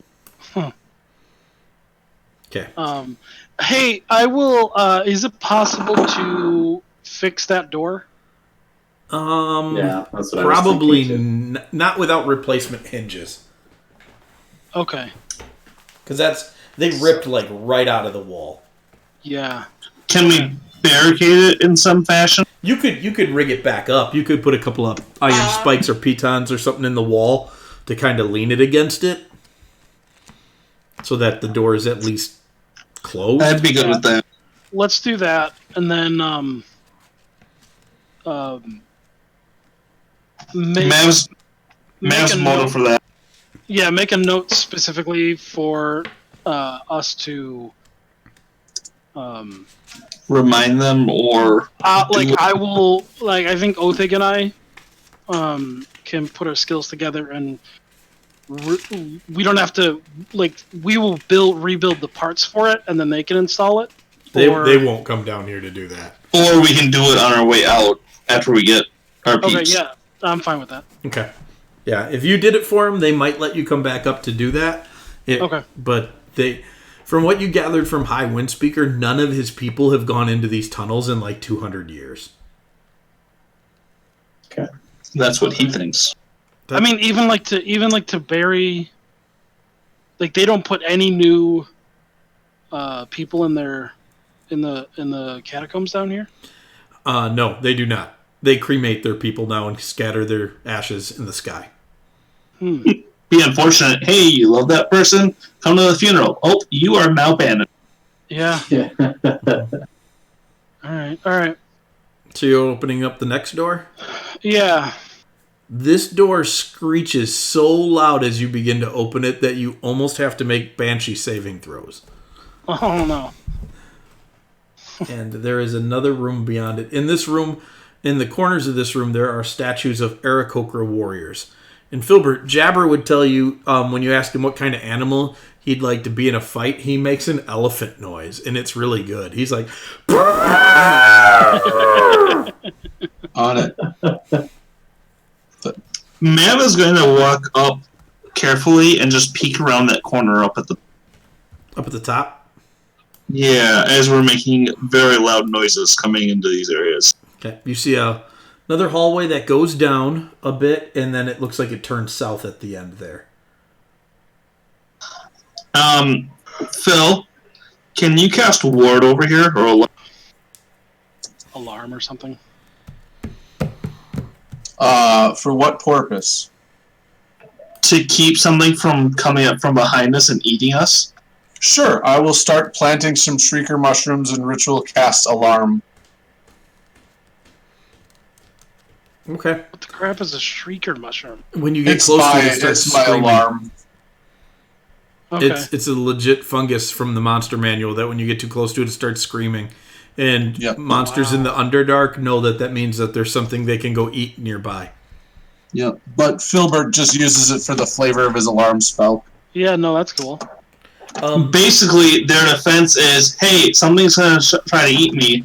Can you eat it? Yeah, yeah. Filbert, you would have thought that I didn't realize that was a whisper just to me that you sent to me. Yeah. But you've spent about 3-4 days now with Jabber. He's not the wisest creature. That's fair. He just yells it out. Yep. He just hollers out, and elephant noises are everywhere. So I love it. all right, so you guys have alarmed the hallway to the north of you. You're in the room with the 4 statues. What do you want to do?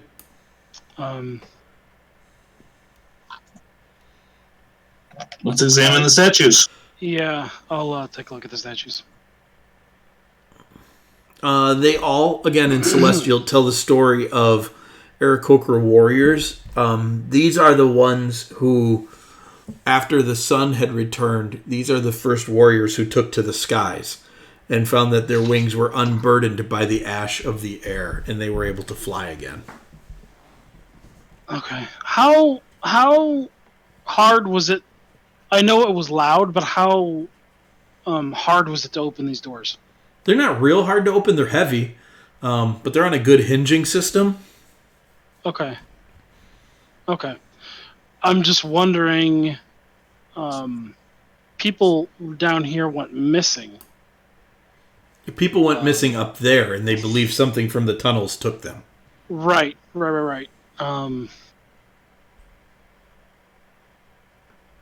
Okay. All right. We should close the door behind us. Yeah, I was thinking that too. I think I'll just take a look at the southern door then. Okay, and you guys close the other door behind you? Yeah. So 26 on that door. Put some oil on it. Does anybody have any oil? I might have oil. You're a tinker. If you don't have oil, you need to be a better tinker. Looking at these statues, what kind of stone is it made out of? It looks like it's made out of the same kind of stone that the buildings and the flooring in here are made out of. Okay. So it looks natural? Yeah, well, it looks like a petrified tree. It's got, you can even, as you get closer and look at them, you can see like tree rings in parts of the pieces, depending on which way they were cut. Yeah, Ryan. Sorry. My tinderbox would have a little bit of oil for the soaked cloth that I could probably try to get on the hinges. Yeah, you could do that a couple of times before you rub too much dirt on that and it's not doing anything for you. So, yeah, you guys, between a few things that Vanek has in his tinkering tools and that idea, you muster up a little bit of oil and are able to toss it on stuff. The door is quiet, and the door to the south, you're fairly certain there are no traps. All right, let's open it up. All right, you go to open it up, and this door appears to be stuck. I believe I need to switch rooms, so I will be right back. Okay. Okay. Here's the deal. I don't want to force this door open. If it doesn't seem like it opens easily, Mm-hmm. I'm going to look around for to see if there's some other mechanism that might open it. Like if it's like is it like rusted shut? Sure. Or make an investigation check. Okay. My whole reasoning is that if something's coming in and out to take something, it's not going to come through a passway that's not quickly accessible. You know what I mean? Yeah, as you're looking around, it looks like from the other side, somebody has driven iron spikes in the gapping of the door down below. Oh. So would I be able to remove that? Yeah, once you know it's there, you could tap it out with another device and a hammer from this side pretty easily. Okay, yeah, definitely. I'd like to do that. Yep.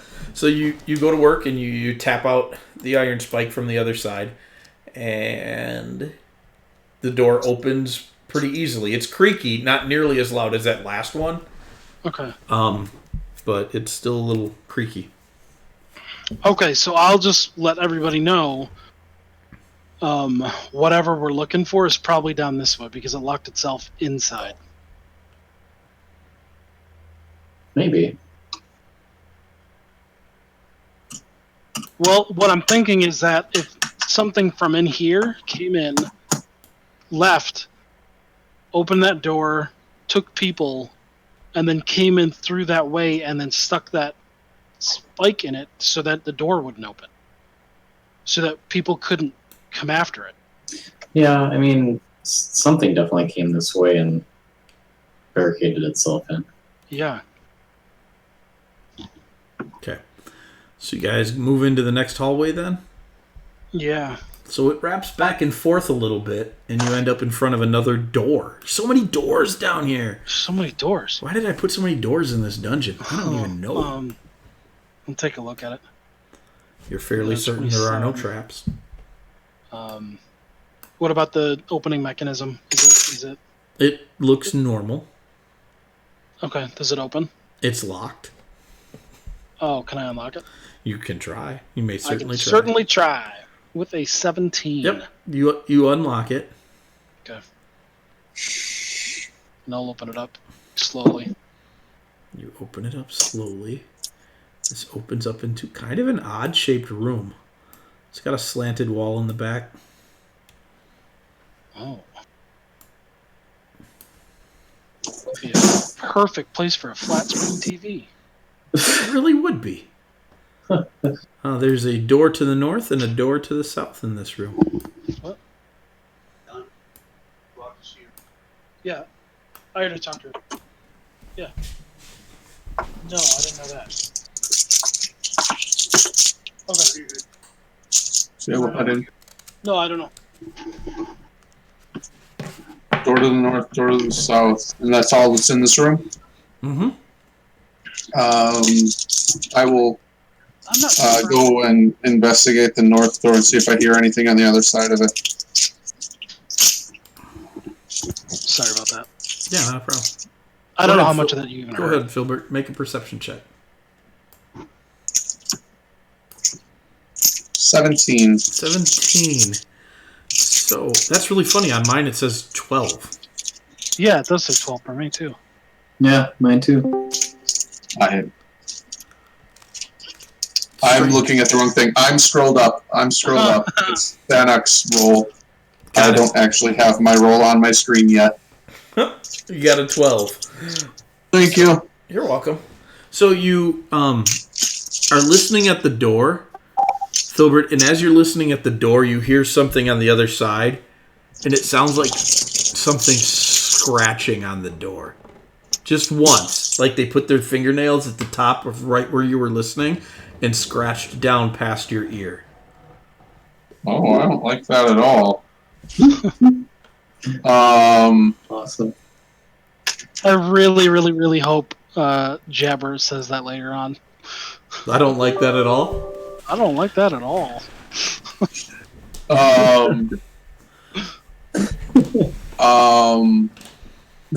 Can I? Is there a space under the door or any way I can? There's a little space under the door, but it's not big. I will try and peer under the door. Make a perception check at disadvantage.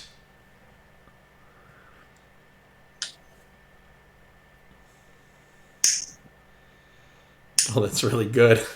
Yeah. Filbert, you are fairly certain there is a red glowing eye staring right back at you underneath the door. Thunderwave. Third level. All right, guys. Roll initiative. I'm coming. Do I get the Thunderwave off? Oh, yeah. I would say you can get the Thunderwave off without initiative. I'm pretty sure the visual of this is that they're both staring at each other, and Phil just yells Thunderwave at him. That's wonderful. I'll let you worry about the DC 15 con save since I don't have a target. And there's your damage. Oh, that's good damage. All right. A red glowing eye. Oh, well, I guess this might also be a thing. Yeah, I was just about to ask for that. Thanks for the reminder. Okay, let me roll initiative for Jabber. Because I just thought, I was like, did that scare him, though? Yeah. Probably. Thunderwave goes off, and seriously, Jabber flaps away, feathers everywhere, and he's like, "Oh, I didn't like that at all." And the door blows in, and you see a long hallway that curves to the right in the end. And currently, there is nothing but dust and smoke and all of the debris from the thunder wave floating around in here. Oh, I don't see what I blew up. You don't see anything over there at all. I killed it. Meanwhile, Mav is just looking at like, dude, you got to get your emotions under control. Yeah. I don't like being startled. Everybody else, please make perception checks for me.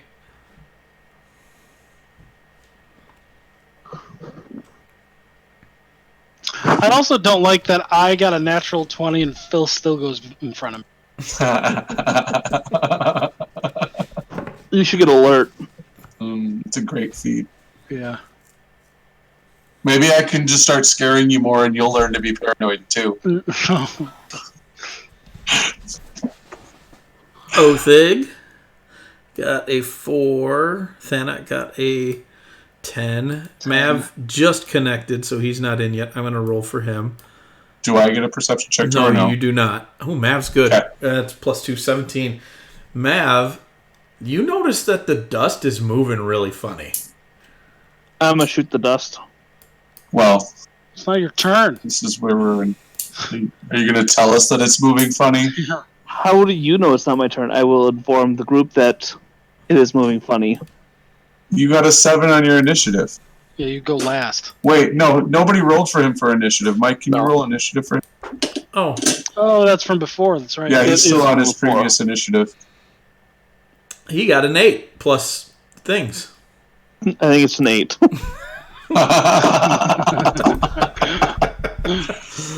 Okay, so Mav is looking around studying the dust, and as he does, these guys appear.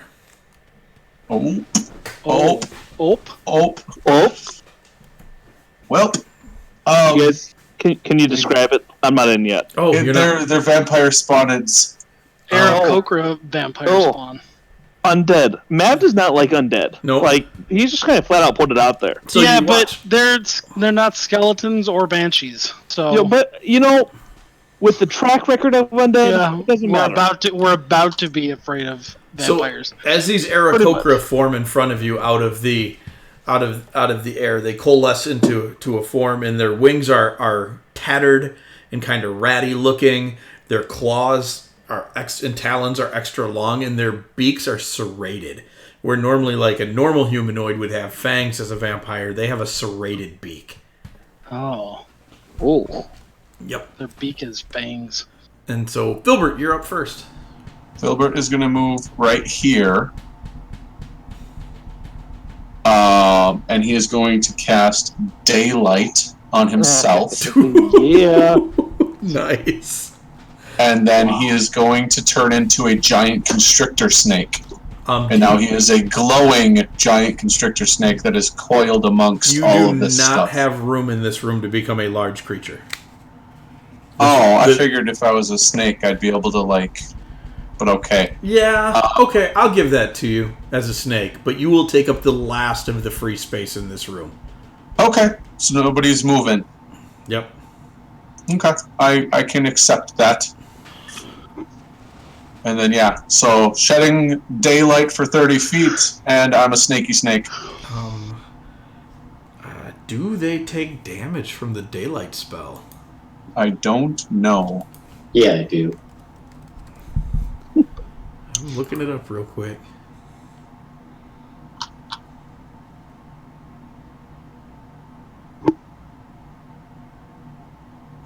Just seems right. I don't think it is actual daylight. That's why I The daylight spell isn't actual daylight? it's just super bright light. I don't think it qualifies as actual sunlight. Oh, yeah, we had this conversation 64 before. radius is fair. Yeah, it doesn't say anything about qualifying as sunlight. So it does not trigger their sunlight hypersensitivity. I know it affects drow. That's all I know. It will give them disadvantage on their attacks. Right, but it wouldn't cause the It doesn't damage. cause the damage because it doesn't qualify as sunlight. Yeah. Works for me. Okay. So they all hiss and they squint their eyes a bit and they put their talons up over their eyes and they don't like it. They know likey. So I'm guessing that's your whole turn. Bonus action to transform and daylight. Yep. All right, Thanak, you're up. I will. Have we killed vampire spawn before? Nope. Okay, As far as so you we guys don't are know. concerned, you don't even know these things really exist. Yeah. Oh. Okay.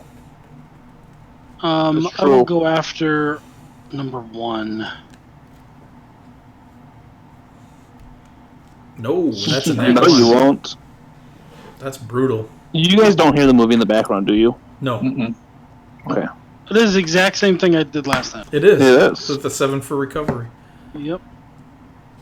That hits. Nice. Not bad damage. I'm also gonna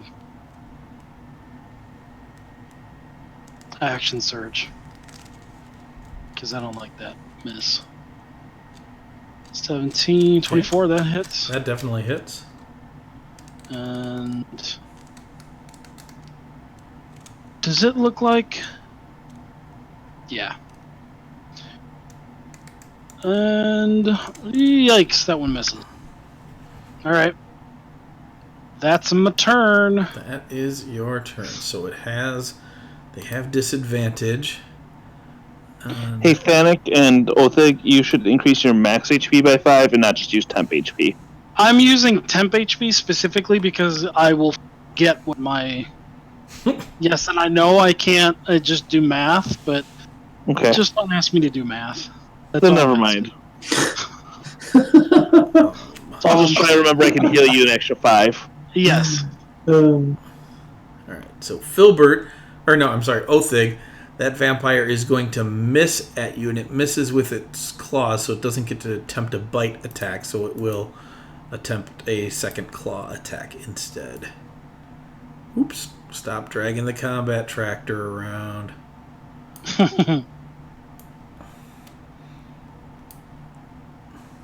And it will miss again. Disadvantage negates a 17 and a nat 20 on that poor vampire. Nice. Yay! Filbert! Disadvantage on the claws. It will. What's your AC as a snake? It will get 12, you. 12, Okay. 12. It is going to get you with the claws, and you are grappled by it. And then Can it grapple me? It can. You can grapple a creature one size larger than you. Okay. And then it goes to bite you. It dives its face straight into you. Its beak opening far larger than a bird's beak should, almost in a snake-like fashion, and it goes to bite you. And weird constrictor. You hear Jabber in Mav's voice say, "Oh, great!" And it doesn't manage. You manage to wiggle your snake skin away from its face as it goes to bite you, and it does not get you. Remember those vampire Kender that burrowed into things? Yeah. Yeah. Those things were so scary. They burrowed into things. They just wanted to get inside you. And this last one is going to go after Othig. And Othig, it's going to get you with its claws. So you are grappled by it, and then it is going to attempt to bite you. And it will not, thanks to disadvantage. Nice. So Jabber is going to turn on the one that is attacking Thanak, because that's the one he's been hitting. That's a nat 1, unfortunately. So he's going to re-roll that, and it's a recovery, but not a full recovery. And then he is going to bonus action disengage, and he's going to go over to here. Othig, you're up. I'm going to swat at this one.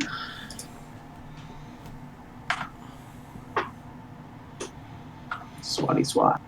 Swiggity swig. Ow.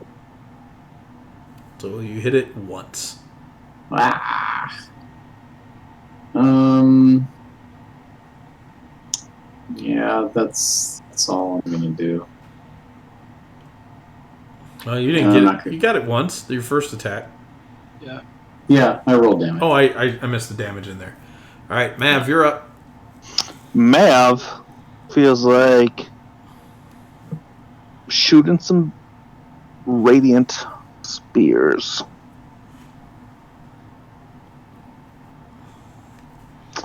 He's going to add 10 to that. That'll hit. Oh wait, did you say I was grappled? That's a disadvantage? No, restrained is at disadvantage. Oh, okay. That was a nice one. That was a nice one. Yeah, that's where he's going to stay. All right. So back to the top, Filbert. Filbert is going to attempt to constrict the one that's grappling him. All right, fair enough. I've got you. No, I've got you. Right. I assume that's number 2. Yes. Oh, 19. Oh, that'll definitely constrict him. So he'll take the damage. He is grappled and restrained. Okay. It screams in Celestial, "I'm just closer to you now." Yep, probably. Yep. Get gone, and that'll be my turn. Awesome. Thanak.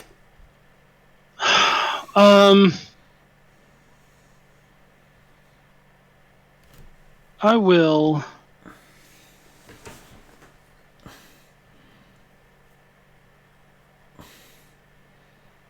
I will cast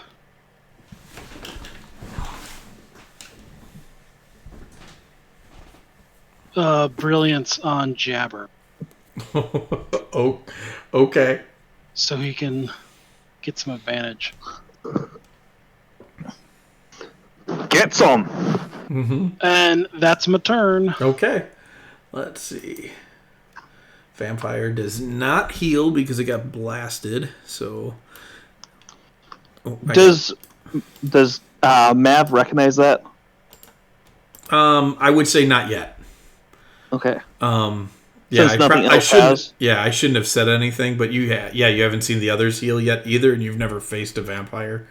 So, as far as you knew, they were myth and legend. True. I mean, to be fair, we don't even know these are vampires. That's Fair. probably true. Thanak, I can't possibly hit you with a 15. No, you didn't. It says hit. I have 18. I threw it on the vampire. I hit myself. I was like, that doesn't hit. Not you. Okay, so that one misses you. I was really confused. Filbert, your buddy is going to claw at you. And it will get you, because your AC is only 12. Correct. And then it will attempt to bite you. And you do watch now, Filbert, this one that is hitting you, before it bites you even, it has healed all of the damage that was done to it. Oh, that's rude. Yep. I didn't roll that at disadvantage. Oh, I already hit you, that's why. I meant to roll damage. And then it dips its beak into you and just wails on you for a bunch of damage. And blood just sprays everywhere out of you. That's how that should work.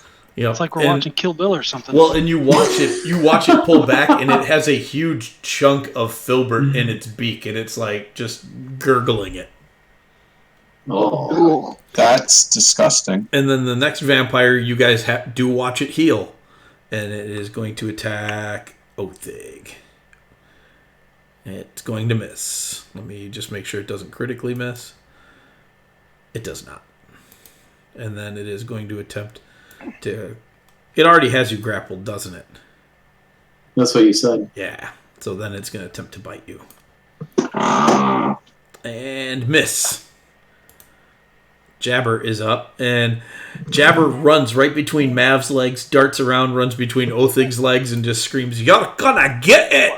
And he's gonna bring the attack. And he's gonna miss. And Are you serious? Yeah, by a lot. Yeah. He's just gonna whimper and run back. Disengage, bonus action, disengage, and run back. Othig. All right, gonna make I some rolled more a 4 and a 5 on the dice. There's just not a lot I can do. Nope. Jeez. Othig continues to wail away with the glaive. Oh gosh, second attack. Oh my gosh.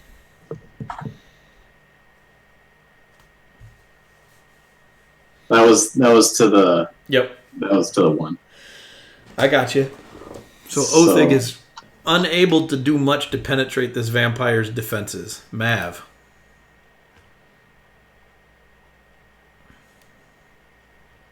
Apparently, Othig just can't wave his glaive around well. In this confined Hey, space. Mav. Mav, are you there? Just a second. Sorry. All good.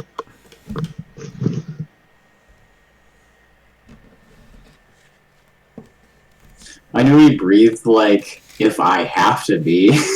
No, that was me breathing. Oh, it sounded like him at first. No, it was me. Unfortunately, that is going to go wide unless you want to use your second channel divinity for the day. Yep, there it is. So you wail into it.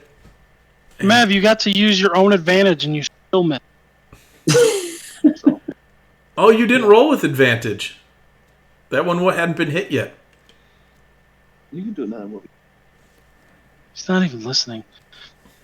Mav, aren't we even important anymore? So he Now didn't it's even plus need to use 10. his divine precision.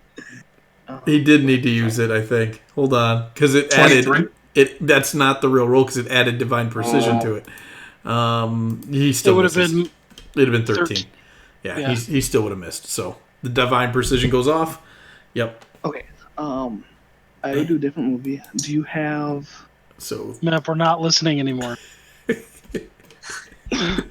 Filbert, it's your turn.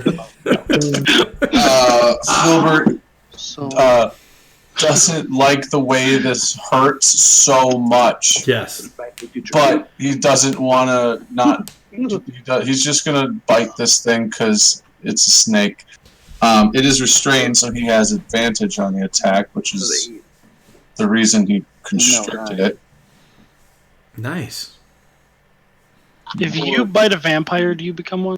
We'll find out. Or do they become human? He might become a druid. I don't know. He might become a giant snake. Nice. That's a 23 to hit. Sorry about that, guys. Oh, no problem. Life, man. You got littles in the house. And no, you are not important to me anymore. That's fair. That's You are fair. dead to me. So it'll take 17 points combined between piercing and acid damage. Okay. And that's... which one's that on? Number 2. 17. Okay. It does look like it resisted some. It does. Bite was not as effective as I would have liked. Neither was the acid. Oh, all right. Fancy. Really? And Oh, then, no, yeah, the acid was. Never mind. I'm sorry. You were correct. It That'll was just end. the bite. end my turn. All right. Thanak, you're up. Hey, Matt, can you take the advantage off of spawn one? Because you did Right. use it. He hit it I did again use with it. advantage. He guiding bolted it. Oh, okay, I see. Did hit it again. I used my divine precision to hit it. Okay, So you do in fact get it still. I'll use it. Which you apparently didn't need it. I didn't. I didn't need it. Nice. All right. I mean, does this thing die in any kind of way? On should It's a Explosion spawn. of sparkle. Okay, I'll go after. This one dies because it took radiant damage this round. Yeah, it did. Okay, cool. It cannot regenerate. Ugh, miss. Miss. Alright, that's it for me. Cool. All right, Filbert. I got you. My vampires are sick of you. It's all right. I think he tastes wonderful. So it claws you again. And then... Oh, nat 1 thanks to disadvantage. Oh dear. So, it goes to bite you, and it opens its mouth too wide and gets wedged between some scales, and it just can't close it. Got lockjaw. Got lockjaw. Unfortunately, they're already at a whole bunch of disadvantage, so Yeah. not a whole lot we can do about it. No. Filbert, is daylight concentration? It is not. Oh, all right, cool. All right, so this one, the one that's been after Othig, goes to claw him again. And that's going to miss, and he's going to attempt to lay that bite into him. And that one's going to get him. Oh, And so, Othig, you are... Oh, that's a terrible roll. Only 8 damage between the piercing and the necrotic damage that this creature does to you. And you do see it heal up some when it damages you. Jabber is up. And Nasty creatures. and he runs in, maybe, and he says something to the effect of, "You are a continual disappointment in my eyes, young one. Do better." And he goes to stab it. And he misses. oh my gosh. Got the same roll. Oh no, I disengaged. Why did I I disadvantaged? I dropped an 18. He would have hit. Oh, okay. So Okay, good. It doesn't even say that it rolled disadvantage. It doesn't for him. Oh, I thought it did. Oh no, you're right. It No, doesn't yeah. do that. So he nails it for a decent amount of damage, but it just doesn't do what he wants it to do. And then he kind of hops back off to the side again. Othig. All right.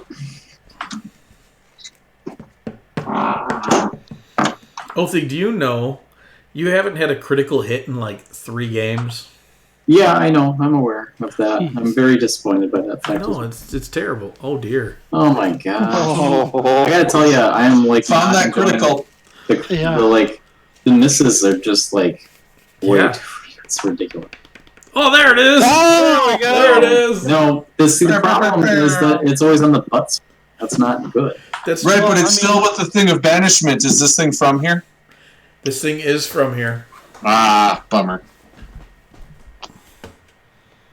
Lame. All I shall do. All right, Mav. That'll hit.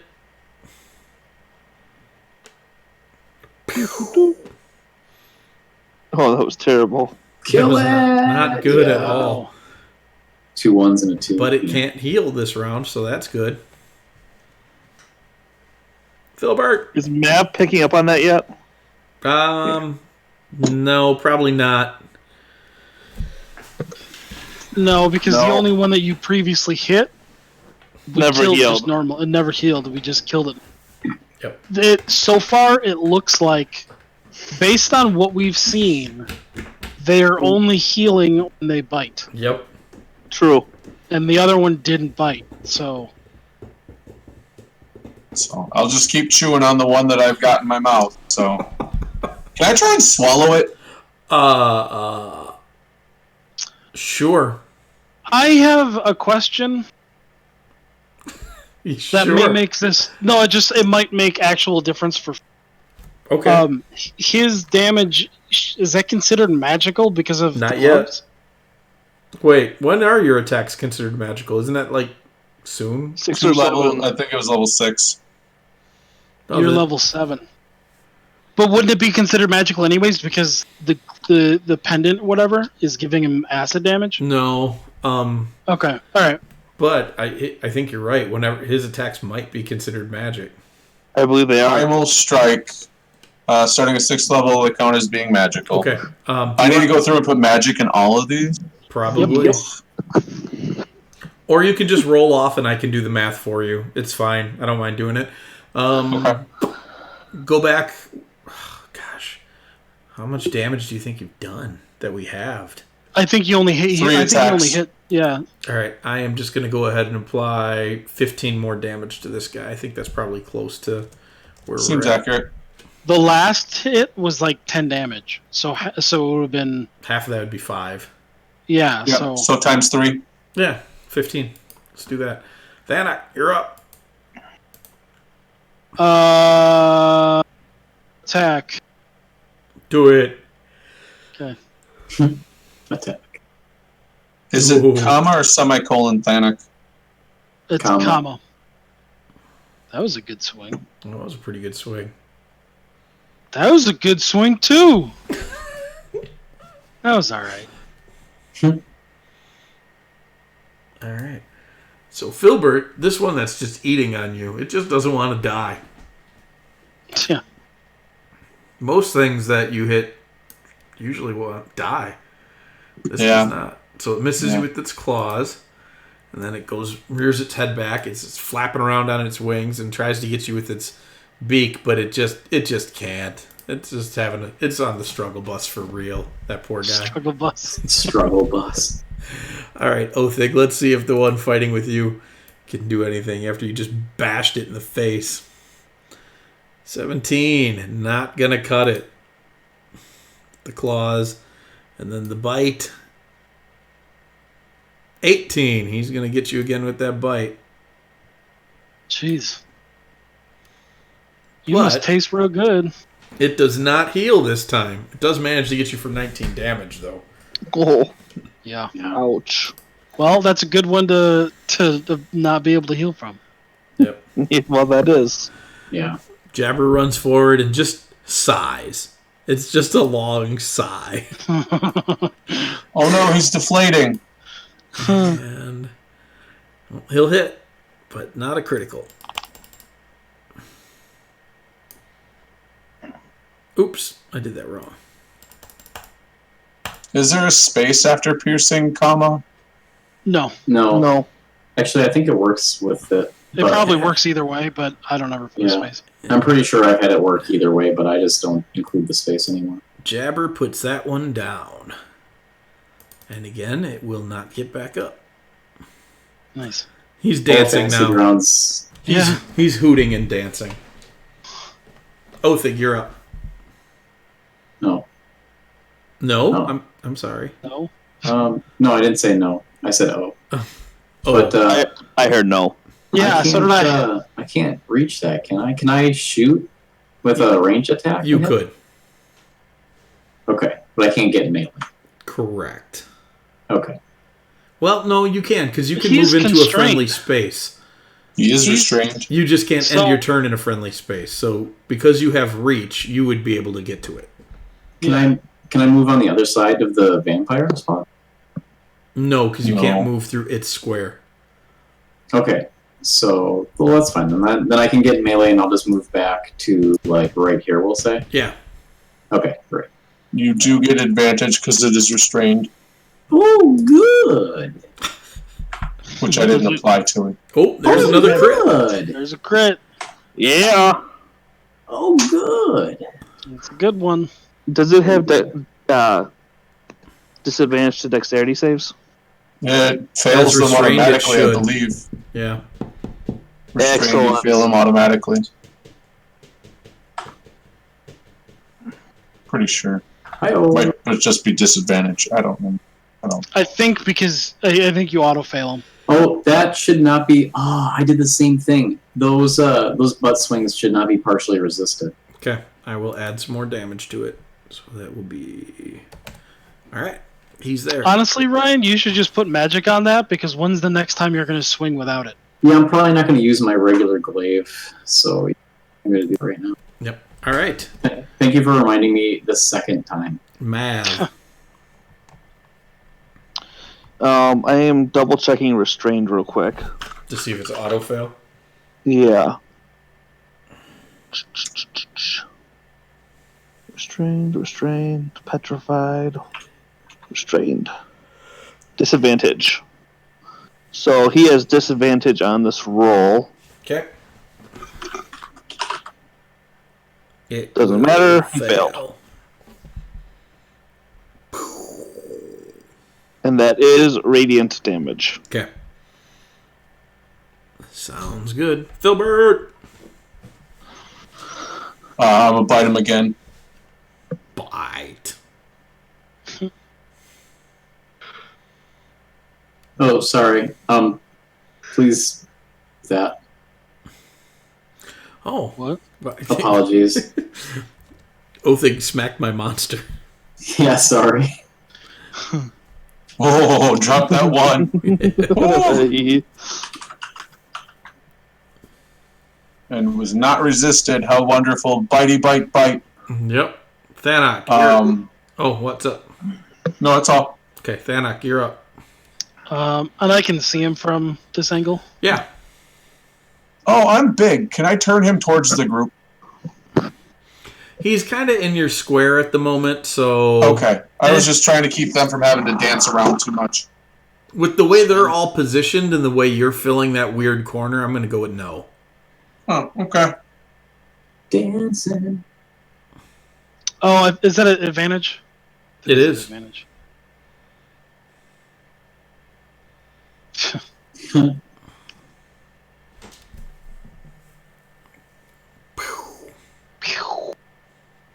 Aw.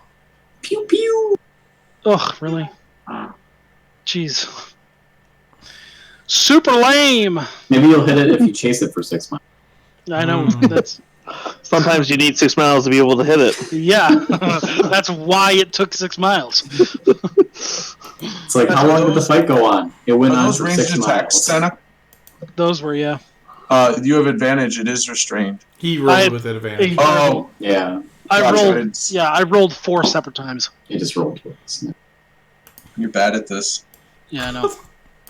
All right, here comes the claw. Gonna get it. The claw. Yes. And here comes Exactly what I thought. the bite. Yeah. The bite's gonna miss. He just cannot connect with that stinking bite. That So makes sense. let's see. And Jabber's turn. Still with Granite back brilliance. Granite back brilliance. And he will not crit, but he will hit.